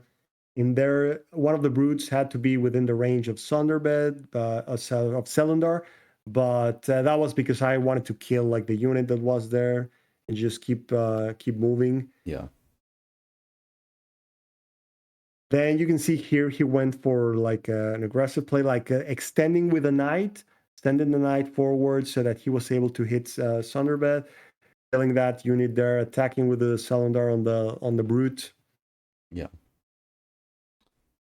So Nice. in here, at least, well, that gives me a target to attack with Selendar, with Sunderbed, and I try to establish again that position on the front of his gate, so that I can keep Sunderbed outside of the range of most stuff, and just keep protecting, like trying to control the middle of the board, right? Like this guy, you don't really get a chance to go forward too much unless you are able to set it up with a ramming advanced plus gate turn. Yeah, Okay, so let's see. Let's keep going. He probably goes. Yeah, he hits both of the brutes with ranged attacks. Then I just try to keep the motion forward here because I had another gate. It was an opportunity to move things slightly forward. So that's what I did in here, like moving his units with the brute and then moving Sunderbed to a new diamond that is slightly moving to the right. yeah, So, and protecting that front gate spot with a unit so that I'm able to keep summoning units. That's one of the keys when you're moving with these guys this way. So then he's gonna probably like kill those guys there and try to get Sunderbed out of the danger zone. And he got another shot on Sunderbed through the side. By doing that, I had to expose one of the flanks, but still I'm at 8 life. So I was like, okay, I think I was at 8 life after the attack of that mage. So he got another 2 on him. So at this point, I'm only able to take like maybe one more damage, my one more attack before I'm in the range of assassination turn. yeah. But So so it then seems I like just the general strategy is like you still are trying to advance, but you're just being really, really careful about it. exactly like very gradual and keeping the stuff within the range of Sunderbed because of this faction. Like he really like with Sunderbed, for example, you're not able to do that thing with the Crimson Order in which you suddenly set up gates on both sides and you start trying to set up pressure on one side, and then they move there, and then you summon through the other and put pressure on the other side, Yeah. because everything needs to be within the range of Thunderbed to be a threat. So, but the key is always to keep him protected. So now I'm just establishing the diamond here, and I got to the point of Barn, which is now a threat in himself on the other side, Yeah. because now he's able to do like a lot of like pretty nasty plays, and then just cover himself with his ability. So at this point, they were in a tough spot, right? Because I had the whole center of the board. I already had units breaking into his side of the board, and I had been trading favorably. Just you can see, like he has no units, right? Like I had been able to be finishing off his units, which is one of the advantages of the Vargat, that you're able to attack multiple times through the same side with the slingers behind the brute or whatever.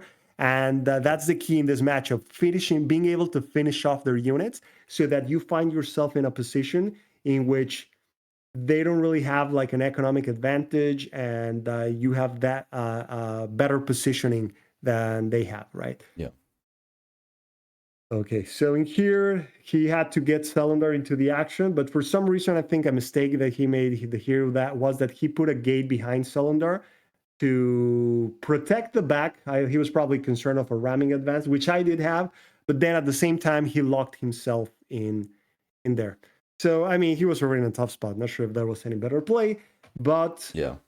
he came through the side and finished off the slinger, killed the other brute that was there with Selnar, the fighter, just keep trading there. But I just kept the pressure, right? So now I had another gate and more slingers. Let's see what I did there.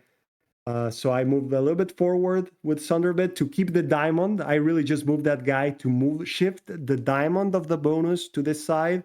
And I knew I could keep protecting Thunderbed with Varn covering that side. And then now he's just trapped. Like he did something to escape with the event, Glinting Speed. But at that point, the positioning was just really tough for him. Yeah. So yeah, he got out of the way. He killed that dude, but he just kept chipping at the meat shields, right? That's the key. Like they're gonna be hitting you hard, but you want them to hit you hard on those collars and those brutes. And at this point, the game was over, right? I had like all the 90 something percent shot. He was out of units. So this is a super tough match for Vargas. Like it's a tough one for sure, because you can't simply keep him on the back, and you're going to be exposing him quite a bit. But yeah, like there's ways of dealing with them like this. Yeah. Do you think, like, do the cards need to fall a certain way for you to be able to advance successfully, or do you feel like you can have a consistent advance if you do it right? You can have a consistent advance. Like even for example, one of the keys for advancing with Thunderbed is getting gates, right? Mm-hmm. Because many times like you need to protect that advance of Thunderbed with something. And that's usually putting that gate in front of him when you really want to be careful, so that they're not able to simply kill whatever was in front of him, which was probably damage, or just bounce whatever was in front of him and then shoot 8 range to him. So Yeah. that's why I always move with this guy in this type of matchup with a gate. So if you don't get the gate, then I would just stay in the first diamond, trading there, trying to control that diamond. Yeah. Once I got my first gate, I made the first move, and then I didn't have to do like a third diamond in this case, because I was able just to keep uh, a good presence with my units, like get enough trades that were beneficial. But if I had to move again, let's say all the way to the left, then I would probably planted that third gate that I had to establish another diamond around there on one side or the other. Uh-huh. So yeah, like the cards that you get affect how fast you can move. If you only get units, then you might just get stuck in the first diamond, just trying to trade and finish off their units. But it's tough or too risky to advance otherwise. And one thing to remember is that many times Thunderbird is able to just go forward to the front 10 gate and keep the advance, even if you don't have gates. Just go there and then just move with the units to the sides. But in this matchup, that's not a safe spot, right? Because we've seen that 10 gate can just be bounced. Yeah. Then they can just shoot you from the Yeah. back, like Yeah. pretty hard. So is the trick with Shadow Elves? Would you stand by that? Like with any faction, no matter the faction, you want to avoid trading infinitely in the midfield? Or would you not say that? Would some factions have to? Like, would you say you either want to retreat or you want to try to advance at some point Mhm. against Shadow Elves? Or do you think trading in the Yeah. midfield is sometimes just what you have to do? I think we saw some examples right now that give us the different scenarios. So some scenarios, for example, in which with these guys, like you have to trade in the middle and you cannot really expand to the sides. Because if you go to the left, then you need to have the action to the left. Otherwise, the middle is going to get blown up because they don't have the bonus from Sunderbed. So the key here is to trade in the middle, but trade in such a way that you make sure you're finishing off their units. Meaning, I yeah, see. you have a slinger behind something, or you have like the brutes sending the unit to the back so that the guys on the back end finish him off. Like that was the key in this game, being able to finish off the units so that at the end of the day, you try to come on top of those trades. In a matchup like the Crimson Order, in which you cannot really attack through the same flank multiple times, or you only have like a few tricks like convert to attack twice on something, like things like that, like you have Yeah. less tricks, then we saw a different approach. Like the approach there was trading on the midfield, trying to control the midfield without overextending, and then expanding the game because the Crimson Order has a lot of units that they can just keep upcoming. So then they're able to expand to have action in the middle, left, and right, and shift as necessary depending on Sunderbed is. Right? Yeah. So, and the thing there is that if Sunderbed suddenly is on the right side and starts sending the units forward, Or that means that they're cylinder, you probably mean? over. The Shadow Elves? Cylinder, yes, Yeah. cylinder. Those guys have a prisoner. So if they send the unit all the way on one side and it is overextended, you're able to finish it off because the Crimson Order has the tools for that. And if they just start doing ranged, then you can try to like start putting pressure on the other side, trying to clog their gates. That's why on those matches, for example, that last gate that you put there, it maybe would have been better on the left side to put it on the first row on A1, because that way you didn't have the threat of me getting like a warrior to just go and clog it and blow it up, or getting just a range unit right next to my gate and just Yeah. shooting it without having to advance, right? Yeah. Because that's how you pressure that side. Like you force them to have to commit units to that side when you're able to attack the gates, and they have to respond unless they're giving you like a free gate that they won't do anything about. So that's you saw like that was a different approach for the order because of the tools that they have to do that. And I think that probably covers like most of the things that the factions that have to trade. Like that's two for factions that have to trade on the midfield. The other approach would be if you're a faction that relies on aggression, then you might really just have to be like going forward all in, like with the Tundra Orcs, but still keeping the summoner in a safe spot. Yeah. So Yeah. that's important. Like even the Tundra Orcs, when they're gonna move forward, not only to the midfield, they're gonna try to plant forward gates, be clogging your gates and pushing the aggression on and on and on as far as they can. But the summoner will have to stay relatively safe, right? Like he's gonna have to be on the fourth rows, maybe on the fourth row of the opponent, Yeah. around that space, right? Within the three spaces for his ability to be relevant most of the time, but still not on the front line because they can hit you really hard. And one example of that, let's just see, like a single turn that shows this point of the Tundra Orcs. On the go to the tournament and take a look at the game with that I had with Waterdine, which I was the elves.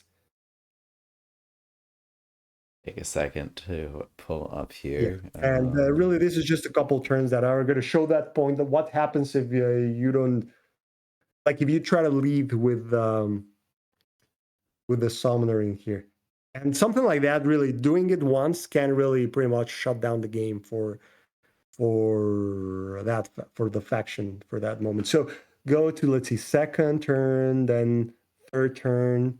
Okay, look at that. So he's leading with Grognak, right? Like he's Yeah. leaving that guy exposed there. Let's see what happens. Let's do play.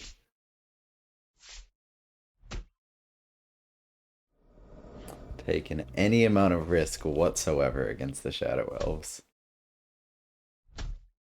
So he thought like, hey, it's a single flank, right? What can go wrong? Like, not a big deal.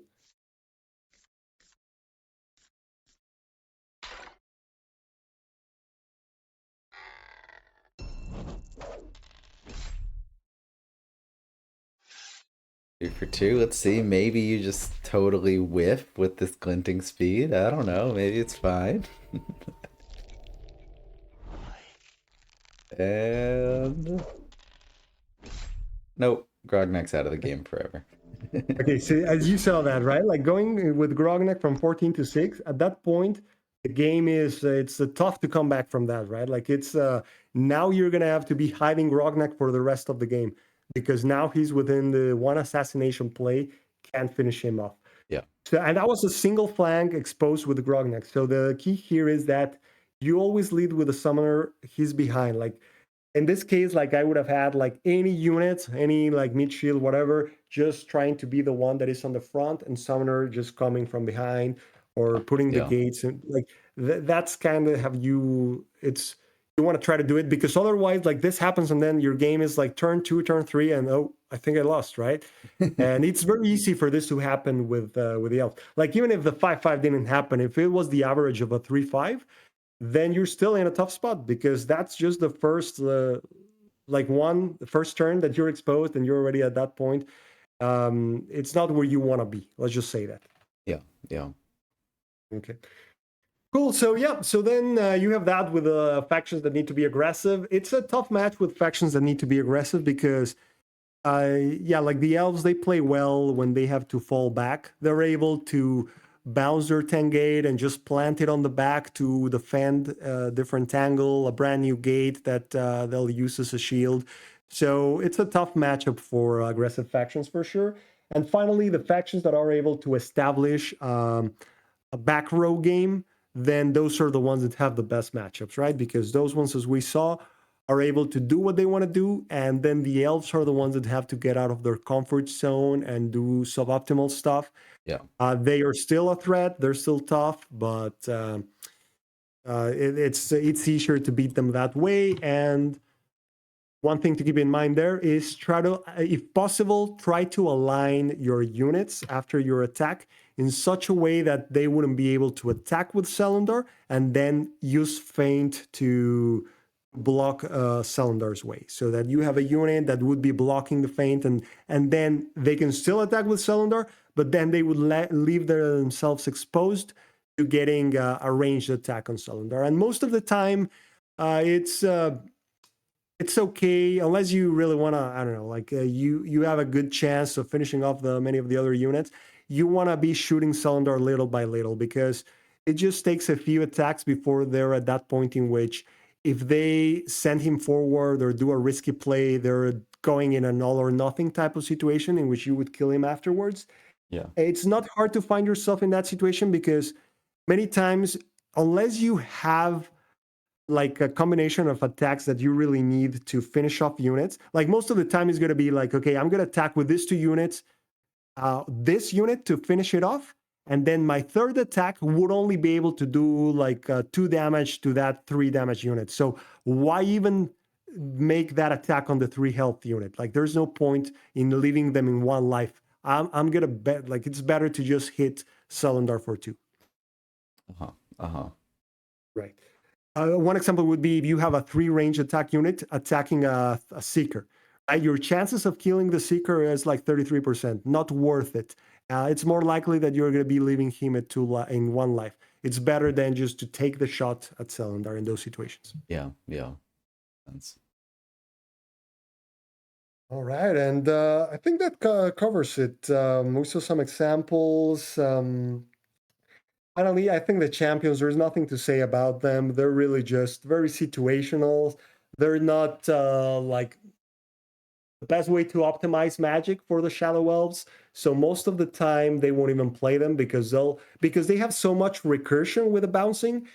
It's not like you will always have stuff to play, right? You will never run out of stuff to play. You can just keep bouncing or reusing. So most of the time I prefer to use my magic that way just by playing more seekers, more mages, more knights that I bounce and then I have to replay Yeah. than playing one of the champions. So I play champions like really 10% of the games with the Shadow Elves, 5% of the games. Really just very specific matchups in which they excel for some reason and they're really good. And that's it. There are very Yeah. few in which you would go for those. Where do you play Lucian? I'm curious. Like, I feel like Samara is obvious, just like some situations where that's good. But Lucian feels like could be good. I just like never Yeah. play her because I just play all the commons. So Lucian is the one that I play the most, that I've played the most, like across the times that I play this faction. And it's when you have those long matches, which are going to be a grind. I Because, see. you know, if it's a long match, there's going to be a grind. You know, there's going to be a lot of trading, a lot of units dying, a lot of bouncing going on. So you can end up with accumulating like 10 boosts on Lucian. Yeah. The hard part is then finding a good situation to use them Yeah. because they're going to be avoiding him quite a bit and you don't want to leave him exposed. You're going to treat him as the usual champ in which at most you have one flank. So many times when I play him, like, yeah, I get 10 boost out of him. And I played him because I had so much magic and I thought like, you know what? Yeah, I can play him. Like I have enough magic to keep playing units and play this guy. But to tell you the truth, like most of the time, I don't really get value out of him because at most I'm able to kill one of their big units, but most of the time they're going to be throwing like 2 health units close to him to hit him, so Yeah. that then like you don't really get to kill like the biggest thing, which usually you will want to kill like a 5 health unit, right? Just send him in the air and then just use 5 boosts to hit him and then attack or whatever. So he's not bad, but. I mean, I usually get suboptimal results with him. It's really just when you have too much magic because it's a matchup in which there's a lot of trading, like maybe the Crimson Order match or the Yeah. any match that has like a lot of recursion, like the Fungal Dwarves, I guess could be another one, the Kingdom, things like that. The target just keep giving you meat and more units. But most of the time, I prefer just to play like 15 Seekers in a game or something like that. Like Yes. as many as I can play, right? Like 12, 13, I think Yes. sometimes. Yes. Yes. Yeah. And Samara, very few times I encounter situations in which I think she's really more of also an assassination tool. Yeah. Sometimes I use her really as a thing that I get with my Onyx Tome to just bring at the end of the game to do an unexpected play in which they were positioned in such a way that the pulses won't hit them, the ranges won't reach them, but then Samara comes in and deals that final damage or those final damages. Like they Yeah. were a 2-3 life, and then you combine her with a pulse or something else. Yeah. Really, she's only good in one of those matchups in which there are going to be a lot of units, and then they cannot run away from her, right? Like Yeah. you don't want one of those in which they can suddenly make all the targets disappear, or they can just fly away or do something like that, and then you start getting hit. Has to be one of those low ones that will always have targets. But the thing is, at 7 life, sometimes even like that, she's not that mind blowing. Like Yeah.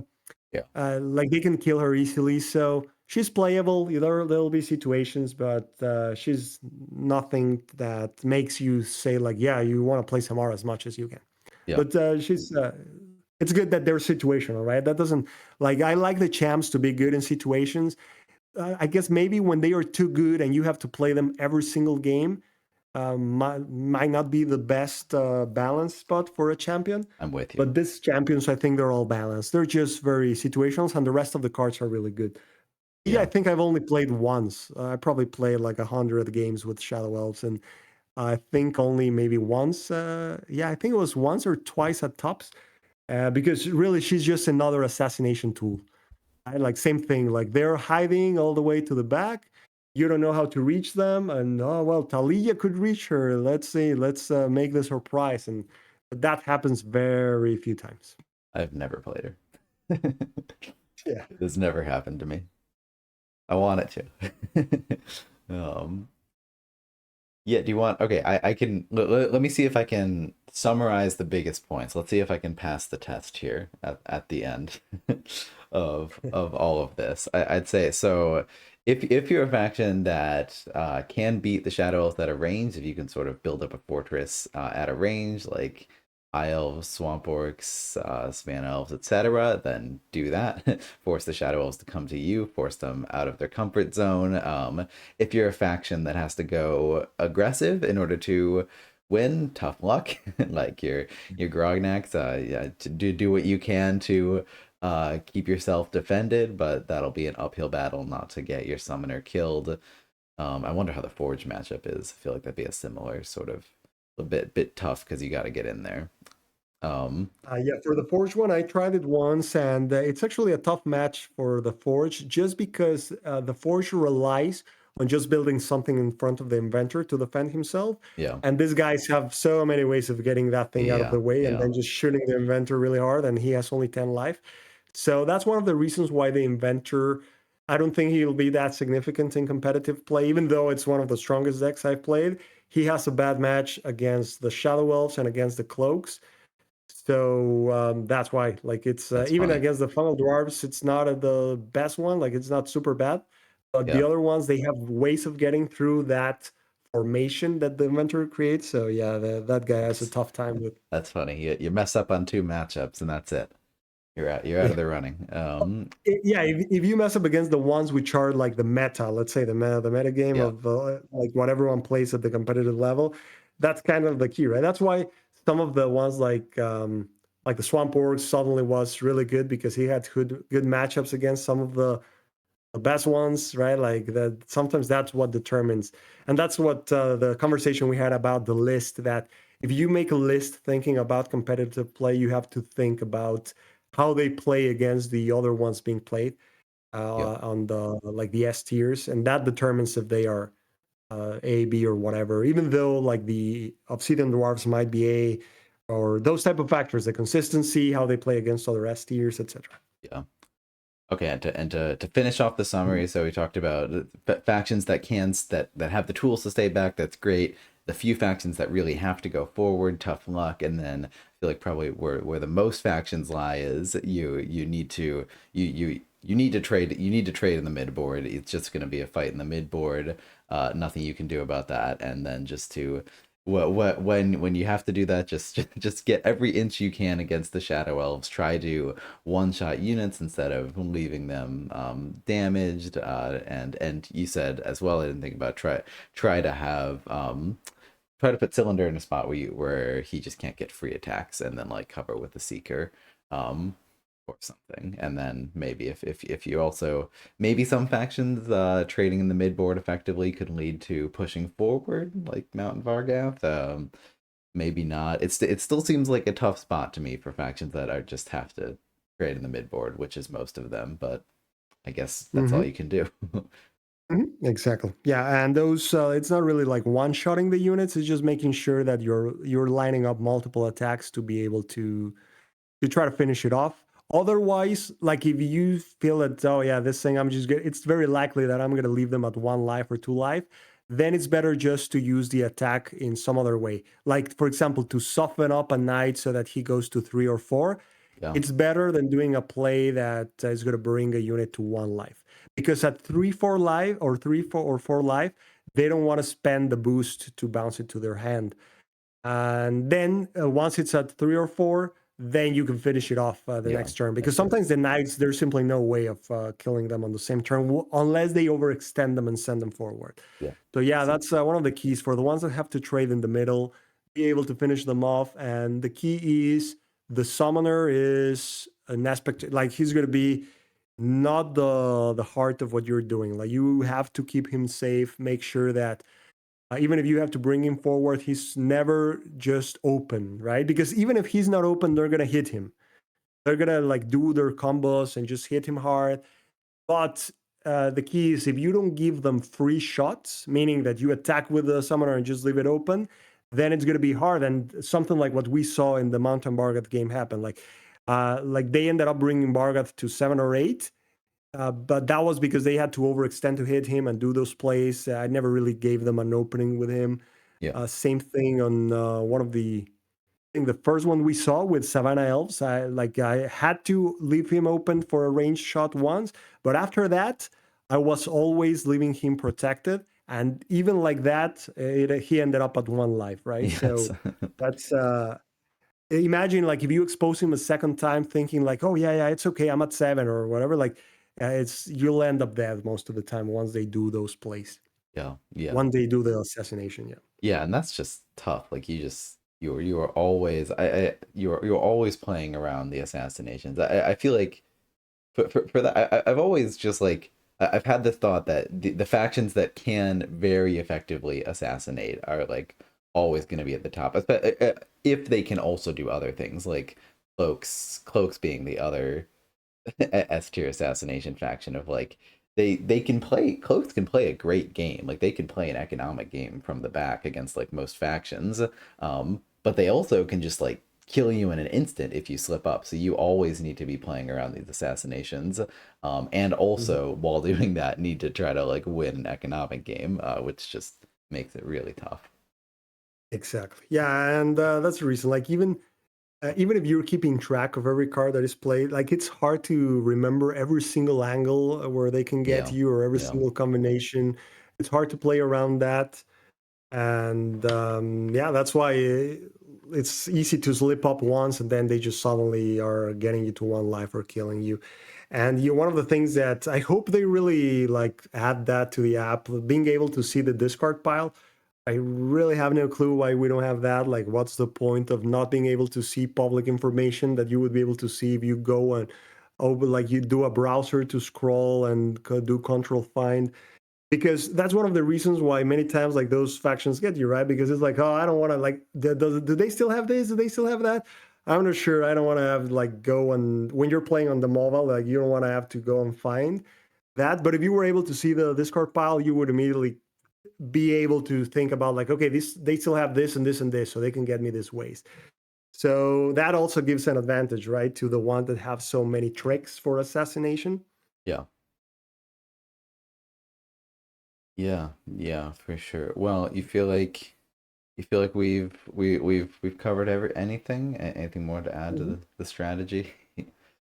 Yeah, I think this is a good point to stop. We're hitting the 2 hour mark, which Yeah. is as far as we want to go, and I'm hopefully this curious. covers like most of Yeah. the scenarios. Yeah, yeah, go ahead. Yeah, yeah. One more question is just like where do you think this the Shadow Elves' power lies if someone is playing perfectly against them? Like when we talked to you about our tier list. Oh, which by the way, I think we for everyone watching, we might be doing a part two of covering some of the other factions in the tier list later. But when we discussed the tier list, we discussed that a lot of the S tier factions have like pretty obvious things you could change, like cloaks changing hand cannon, and something like modifying the boosts of Groaks or something like that. But Shadow Elves, is there anything in Shadow Elves that you think would need to be changed, or where do you think their power level lies at the end of the day? It lies in the fact that all their cards have great synergy and they are strong by themselves, and even more once you're doing the boost bounce synergy, and that they have some of the most, like some of the strongest abilities in the game, which is being able to attack with a summoner. With a summoner with 5 range is very strong, right? Hmm. And then being able to protect him with feint, like that's one of the strongest interactions in the whole game. And the other one is just the versatility that having a wild card in the deck gives you, which is something that I think very few decks have any type of recursion. Because that way you can just discard anything that you don't need that for a specific situation. And once you need it, like then you just get it and do the combo. Like imagine if in Savannah Elves, you would be able to just get entangling, chant of entangling wherever you want, Yeah, right? Like at any point in the game, many times you're waiting for it or you already had to use it, but then there was a play that would give you the game. Like imagine if you would be able to just say like, okay, yeah, I'm gonna grab entangling and then just use it again.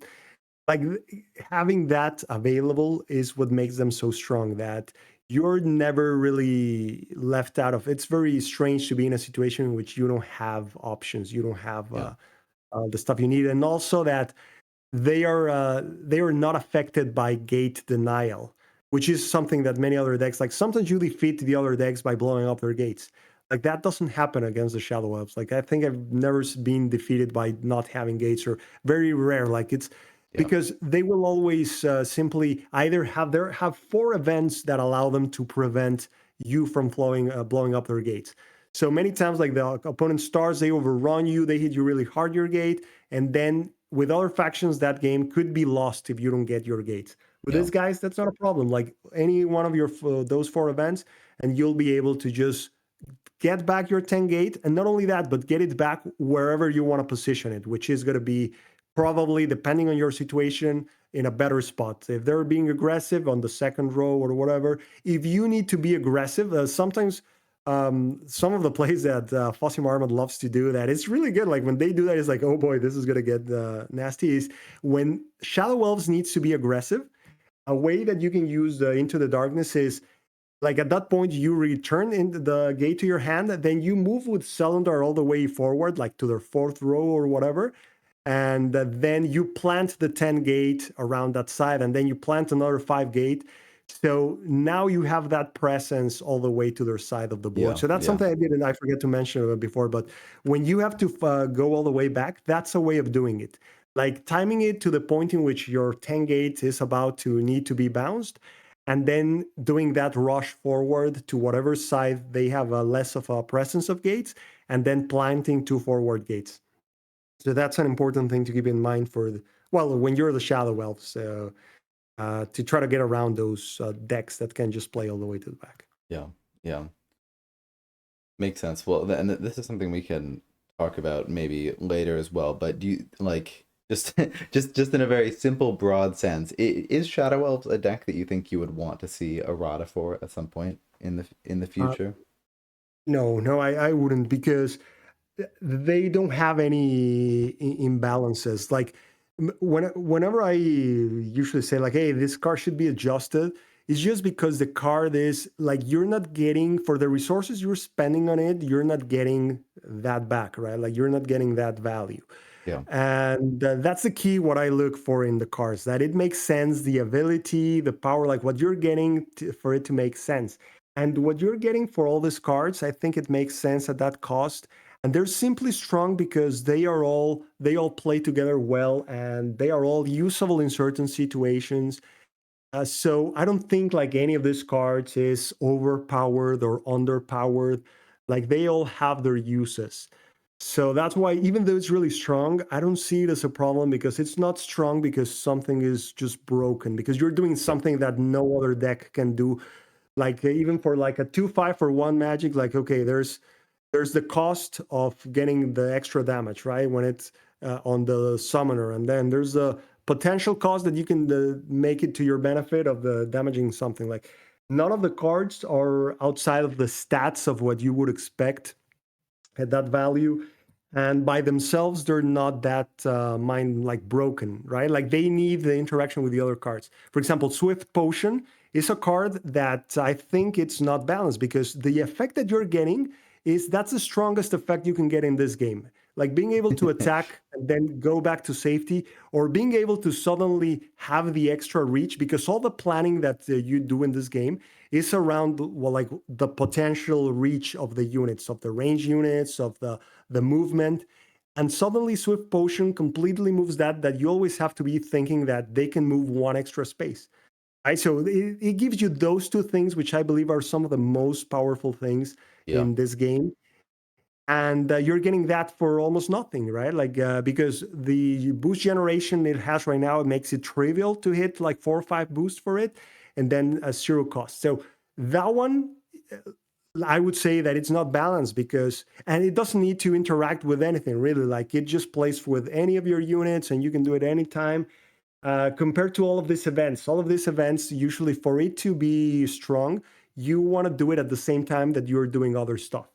Right? Like Yeah. even Into the Darkness, like when you use Into the Darkness, it's not usually just to return a 2 common unit and then not do anything with that. Like many times is that you're combining that with some other attacks with the other units to go to the after the summoner or things like that.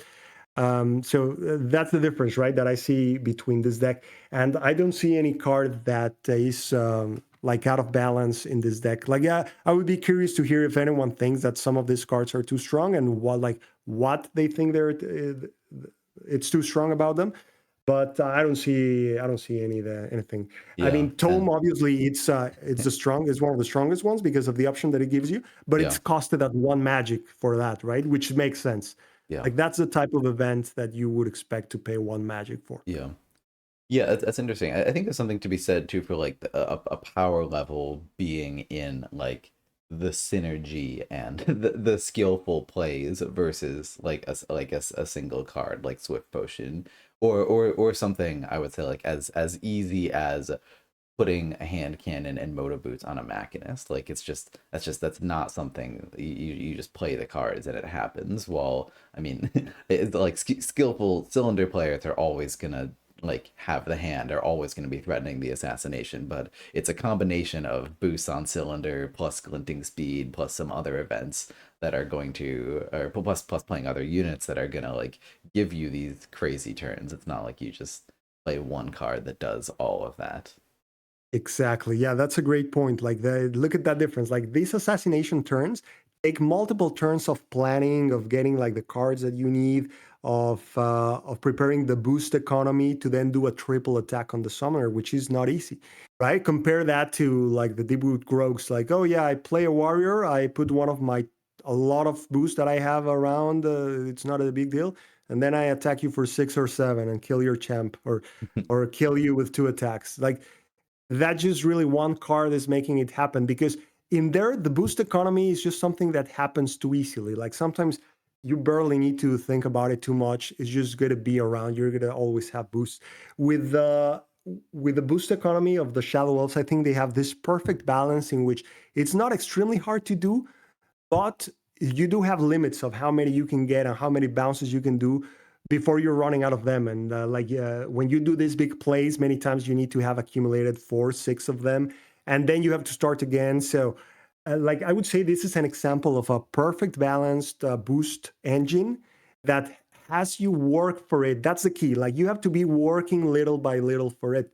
In the deep grogs, I would say it's the opposite. Like really, if you play 2 wardens at the same time, then that's it. You already succeeded in your boost economy. Most of the time, that's gonna give you. And if you get 3, forget about it. Then you have boost to get everything at 5, like at 5 Mm-hmm. boost type of thing. The Yeah. potions, and as you say, that's not really working for it. Just getting and playing them and forming a line.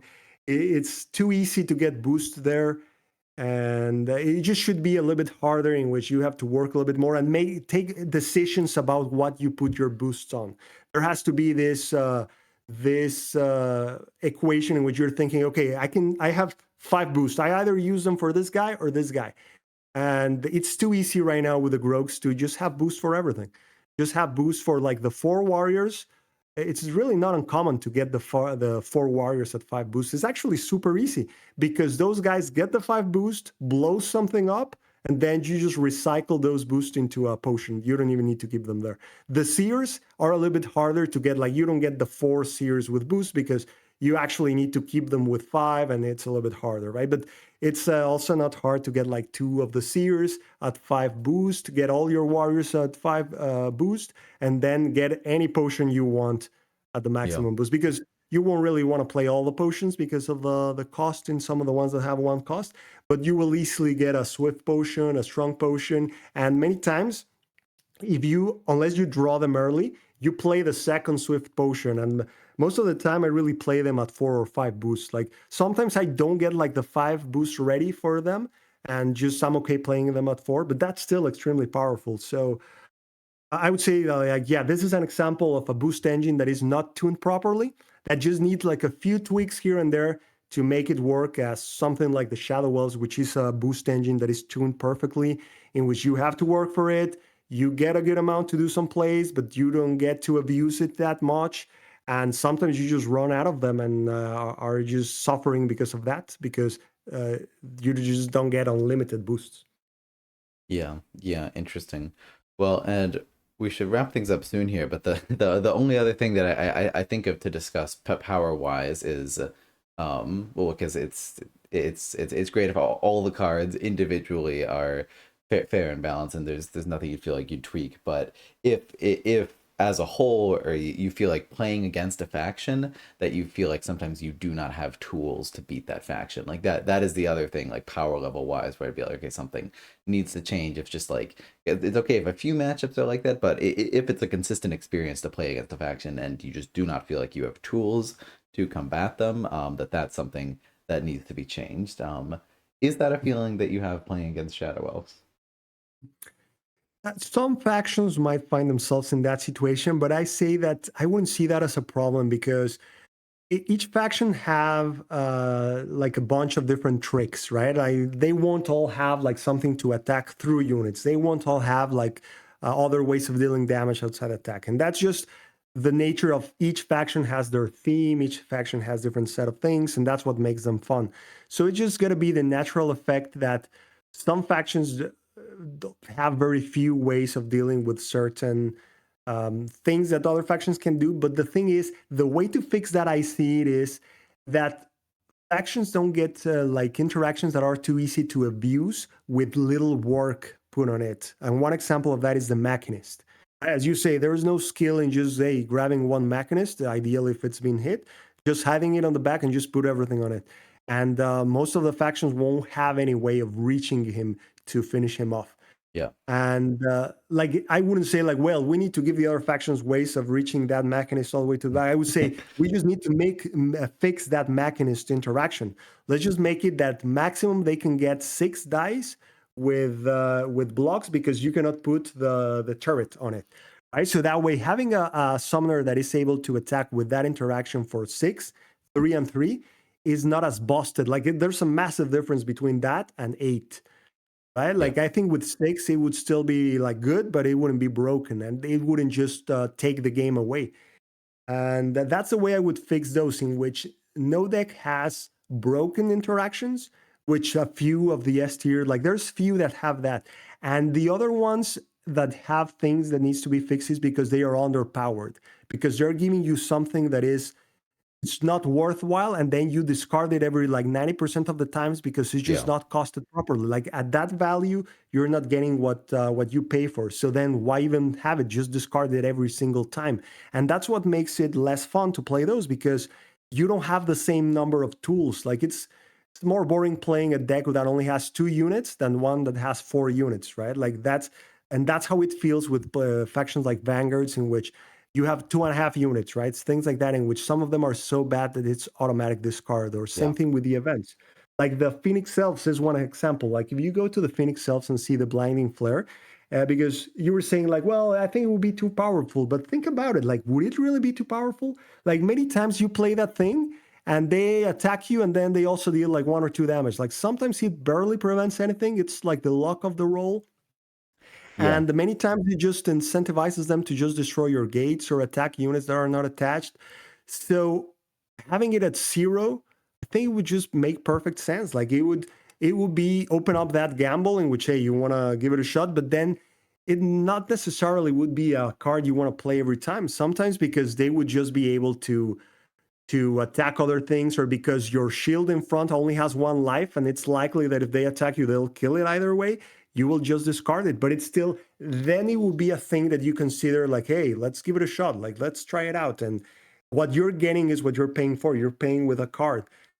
Like Yeah. one magic event is a huge thing, like really makes a big difference. And that's why you see like all the stuff that is coming out at one live is usually a significant effect, not something that is like, yeah, maybe it doesn't do anything.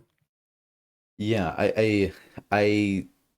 I hear you, and the part where you convince me is the part where sometimes blinding flare doesn't do anything.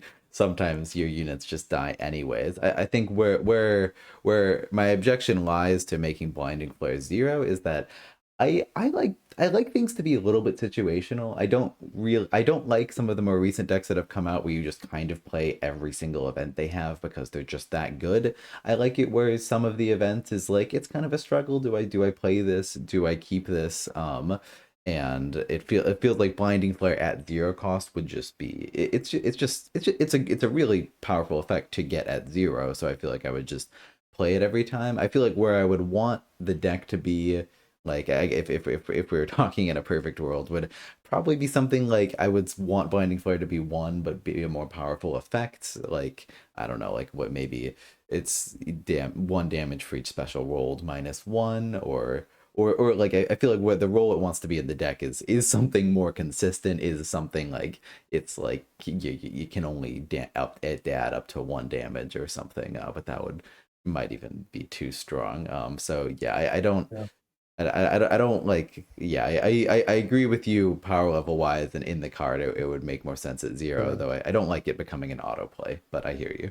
But consider this, like I don't think it would be an auto play because why would you play it like most of the game at first, really, and whenever you can? The summoner Maldari is going to be on the back rows and it's going to be bringing something back during the whole time in that game. Like, why would you play Blinding Flare? Like, the only thing that is exposed is a unit in front. And to maybe prevent 1 or 2 damage to that unit, would you waste a card? Like, I would still rather really just discard it and get the magic even in those situations. Like, this thing is good when Maldaria is being aggressive and it's going to the front and you have 2 units that they can attack and maybe one of your flanks is exposed and then you play this and then oh boy, they really think about it. But when you're on Yeah, the back or when you really just have one unit that it's going to be left exposed, I would still prefer the magic than play this card because they'll just attack my other units. Like not the one in front, they'll just attack any other unit or or like the best case scenario is that I prevent like 2 damage to the front unit or 3 damage. That's your best case scenario. But like for zero cost, I think that's reasonable, and it would just be a situational effect. Like I don't think you would be holding it. It's not such a good effect that you would be holding it for 3 4 turns until you find yourself surrounded. yeah, yeah, that's fair, and perhaps my value of it comes that I'll sometimes be playing Maldaria aggressively more often than not, because that's fair. You're probably not playing on the back row and waiting to get into those situations.